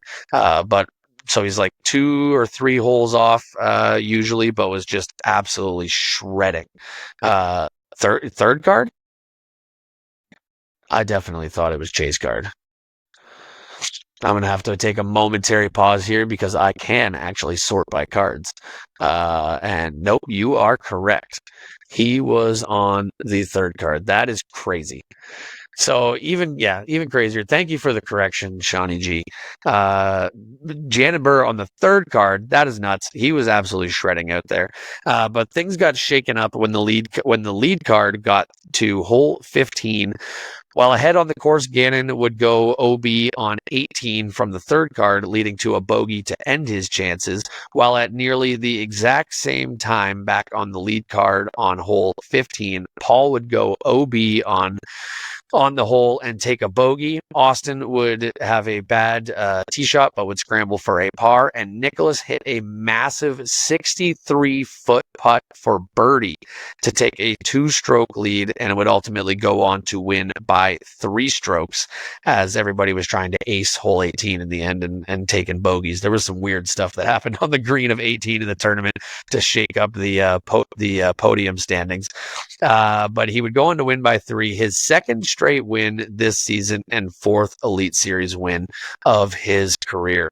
Shawnee G, let's throw it over to you. Let's hear some of your thoughts from the Music City Open. Silva. Oh, Silva. She threw 2 bad shots in the entire tournament, basically, and they just happened to both be on hole 17 of round 3 when Kristen was just doing Kristen things. Kristen ended up going -6 for the last 7 holes, and it was the T-Rex in Jurassic Park chasing. You see it in the rear view mirror. Objects in mirror are closer than they appear. The ground was rumbling, man,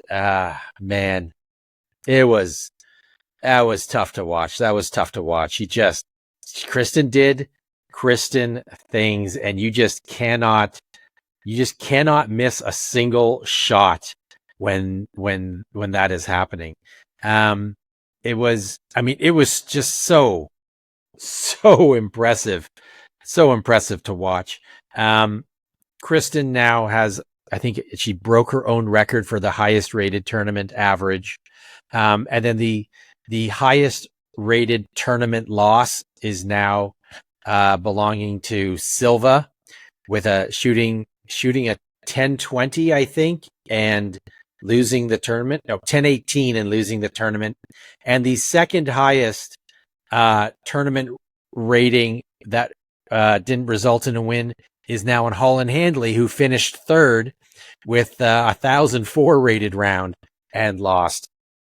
I mean, maybe there's a little bit of round inflation here, but it's still just absolutely shooting lights out. I mean, Holland going bogey free -10 in round 3, shooting a 10-35. Absolutely monster performance. Over in MPO, Niklas's win is even more remarkable because after first round, he was tied for 29th place. Crazy. And then he's like, no, I'm just going to shoot -11 in round 2. And then on the final round, go bogey free -13. And get this too, he for the end of the second round, and I don't know exactly. So the MPO round 2 was cut short due to weather, and a lot of the cards had to finish early Sunday morning before round 3 teed off. So I'm not sure exactly where that happened for Nicholas during round 2, but in round 2 he finished the round by birdieing 6 of the last 7 holes.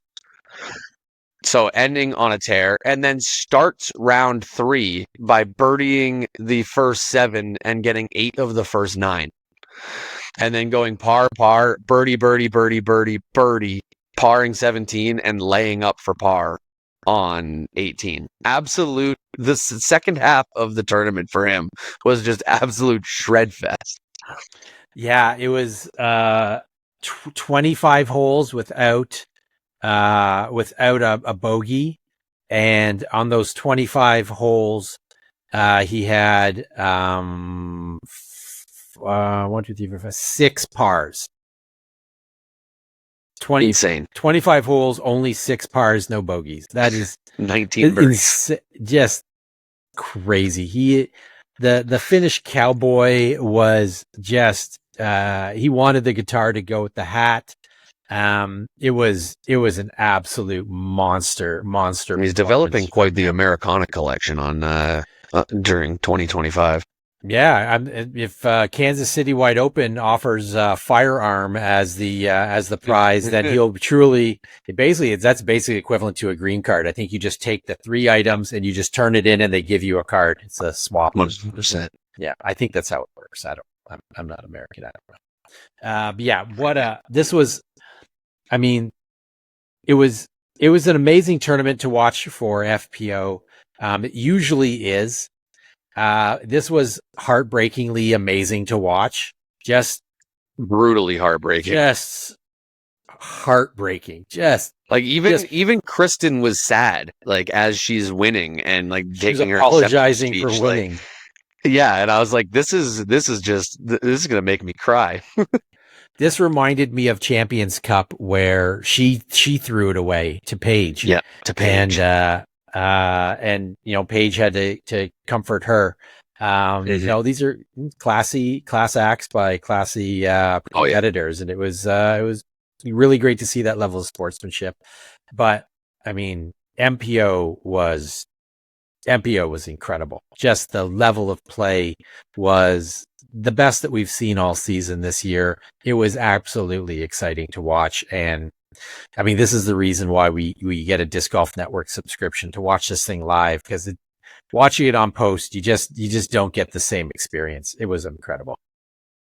Yeah, I messaged you a couple times while watching the final round on Sunday. I was like, this is insane. This is absolutely unreal to watch right now. It was the start of the round with Macbeth and Antela both going. I think Paul also started. He was like 6 for 6, and then Antela went 7 for 7 to start the final round. Yeah, Macbeth McBeast mode was activated there for a while. It was crazy. And then ran out of batteries. Austin Turner starts to battle back into it, and as a lefty, like, was just so fun to watch. And then, of course, with Gannon pushing from the third card, adding a whole other element into it. It was electric to watch, and 100% was worth watching live. It was a great way to spend a Sunday afternoon into the evening, was watching that tournament. It was fantastic. Yeah, as a fellow lefty, I absolutely loved watching Austin Turner play. Not something that I get to see too often. So cool. Yeah, couldn't agree more. Also, what I thought was crazy was I think there was like 7 FPO players that shot 1,000 rated round in round 2. Absolutely crazy.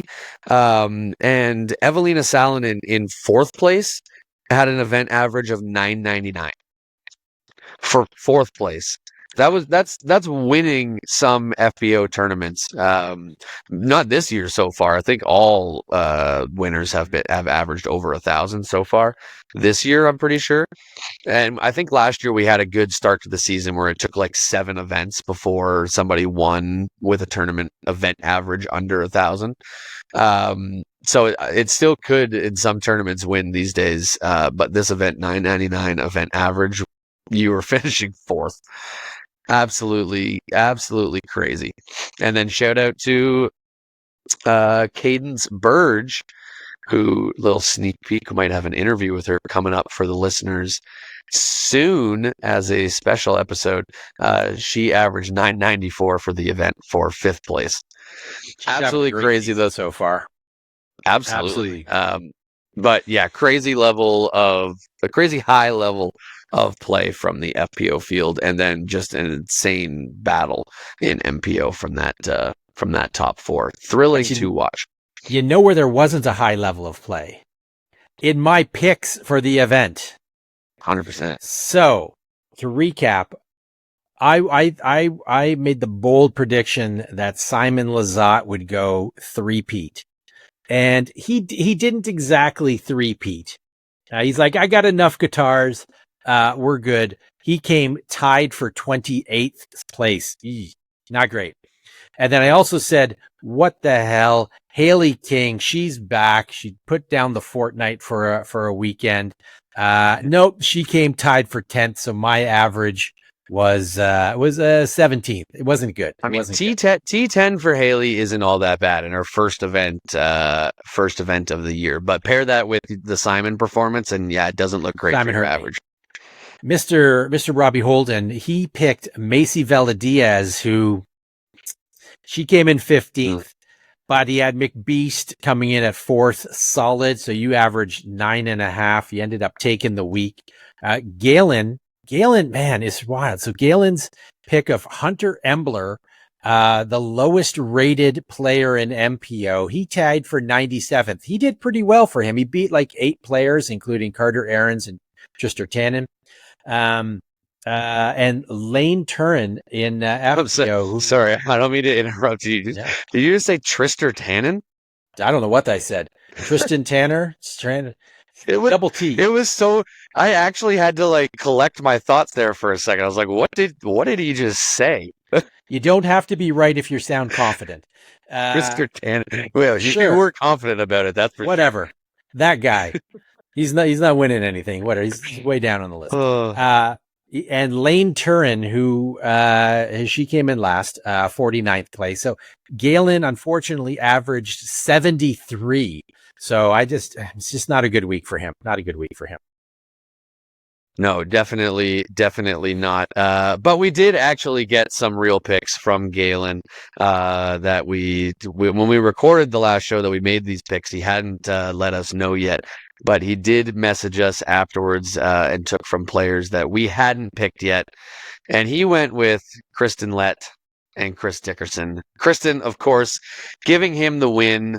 Don't know why we left her on the board when we both had the opportunity, and really suffered with the FPO picks a little bit. But Galen did balance himself out and took Chris Dickerson, who finished in a tie for 20th. I believe it was only the second time ever that Chris Dickerson has finished outside the top 10 in a tournament in Tennessee in over 100 tournaments. Bonkers stat. But that gives Galen an average of 10.5. Still not good enough, even with picking Kristen as the winner. Still not good enough to beat me this week with my 9.5 average. So, you know what? I think my reign is starting to lock back in now. My reign of terror, and we'll see if it continues at our next event. But let's do a little bit of a preview for that. First, let's throw it over to you, Shawnee G, to talk a little bit about the Kansas City Wide Open.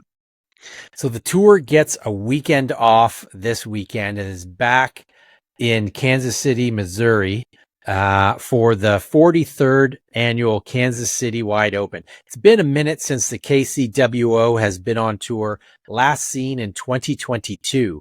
Back in 2023, it appeared as a Silver Series event where the winners were Gannon Burr and Ali Smith. This weekend coming up, the tour comes back to Bad Rock Creek Disc Golf Club in Missouri. This is a pretty long course. MPO layout clocking in at over 10,000 feet and FPO at 8,500 feet. The course is mostly park style with a few trees here and there to avoid, but it has some absolutely iconic holes, including hole 1, which has got this super small island that you have to land on. There's a bunch of elevation and lots of dog legs on the holes. A full field of MPO and FPO will be there to take on the course. So, Robbie, who do you think is going to take it down? Let's get our picks in. Slight correction. It actually is a slightly less than full FPO field that is missing quite the big dog in the field, as Kristen Lett is not competing in this event. She will be back. I was looking at her page. Her next event that she signed up for is Champions Cup. So she will be back for that, but is taking this event off. So notable absence on the FPO side. With that being said, I'm going to go with Hall and Hanley on the FPO side. Not, like you said, not much sort of tournament history to go by. When you're looking at previous winners, even when it's not been on the Pro Tour, last year was Drew Gibson, 2023, as you mentioned, Gannon Burr. Before that, Andrew Marweed, then Gannon Burr, Peter Burrs, and then Paul Macbeth, Jacob Henson, Andrew Presnell, Ricky Wysocki, going all the way back to 2016. And then on the FBO side, last year, Lisa Fakis, Ali Smith, 2013, as you mentioned, Ellen Widboom in 2022, Nova Polite in 21 and 20, Missy Gannon in 19, Jen Allen twice, 2018 and 2017, and Katrina Allen in 2016. So I already mentioned I'm going to go with Hall and Hanley. And on the MPO side, he's won it twice. He's been playing great so far this year. He is leading the tour this season so far in tee to green stats. Needs to get his putting back, but he's historically a great putter, and he's going to do that. And I think this is the time for him to bounce back. So I am going with Mr. Gannon Burr. You're going pure chalk for this one. Totally reasonable choices. I'm going not chalk because you took them already. I'll go with a big money Missy for FPO, and let's go Ezra Robinson. Let's go Peach Pirate for MPO. Solid picks. Do you want to randomly / not so randomly assign some picks for Galen with him not being here? You are insulting my integrity, fine sir. I personally spoke with Galen and have confirmed what his picks were, and he was very confident. I assure you that he wanted 852 rated Ava Meyer for FPO. And was like, this is his turn. This is his time. for 956 rated Dick Parker in MPO. With a name like Parker, how could he not be an absolute lock for winning a disc golf tournament? I mean, the logic checks out. There's absolutely no flaw in this logic whatsoever. So solid picks, Galen. Well done indeed. We'll see how that pays off for you. Yeah, it's a bold strategy, Cotton. We'll see how it works for him. And 100% believable story as well. That was 100% factual. But from the mouth of Galen Naidu-Harris himself, he is actually picking Ricky Wysocki and Owen Scoggins. I gotta stand up for my boy and let him have a fighting chance here. He's still gonna lose, but he'll have a chance. So he's going with Ricky Wysocki, and the dog Owen Scoggins can't fault him there. But we'll keep an eye on Dick Parker and Ava Mayer for sure. His actual picks, if you ask Sean. Yeah, 100%. But that is going to do it. Unless there's anything more you got, Shawnee G. That is it. All right, that's going to do it for us here this week on Missed Mando. I did leave a little bit of a tease in there. Keep your eye out for a special interview-only episode next week that we will drop, an official announcement coming next week for that as well. So keep your eyes peeled. But that's going to do it for us here on episode 31 of Missed Mando. Crazy the number of episodes we're getting to now, Sean. That is nuts. But thank you so much once again to Chris Brown for coming on for an interview, and thanks to Thomas and Alicia Hums for joining the show to drop that announcement about Nickel City Nickel City Open at Twin Stacks. That is going to be an absolute blast. And for Sean Galbraith, I am Robbie Holden. This has been Missed Mando. We'll see you out on the course.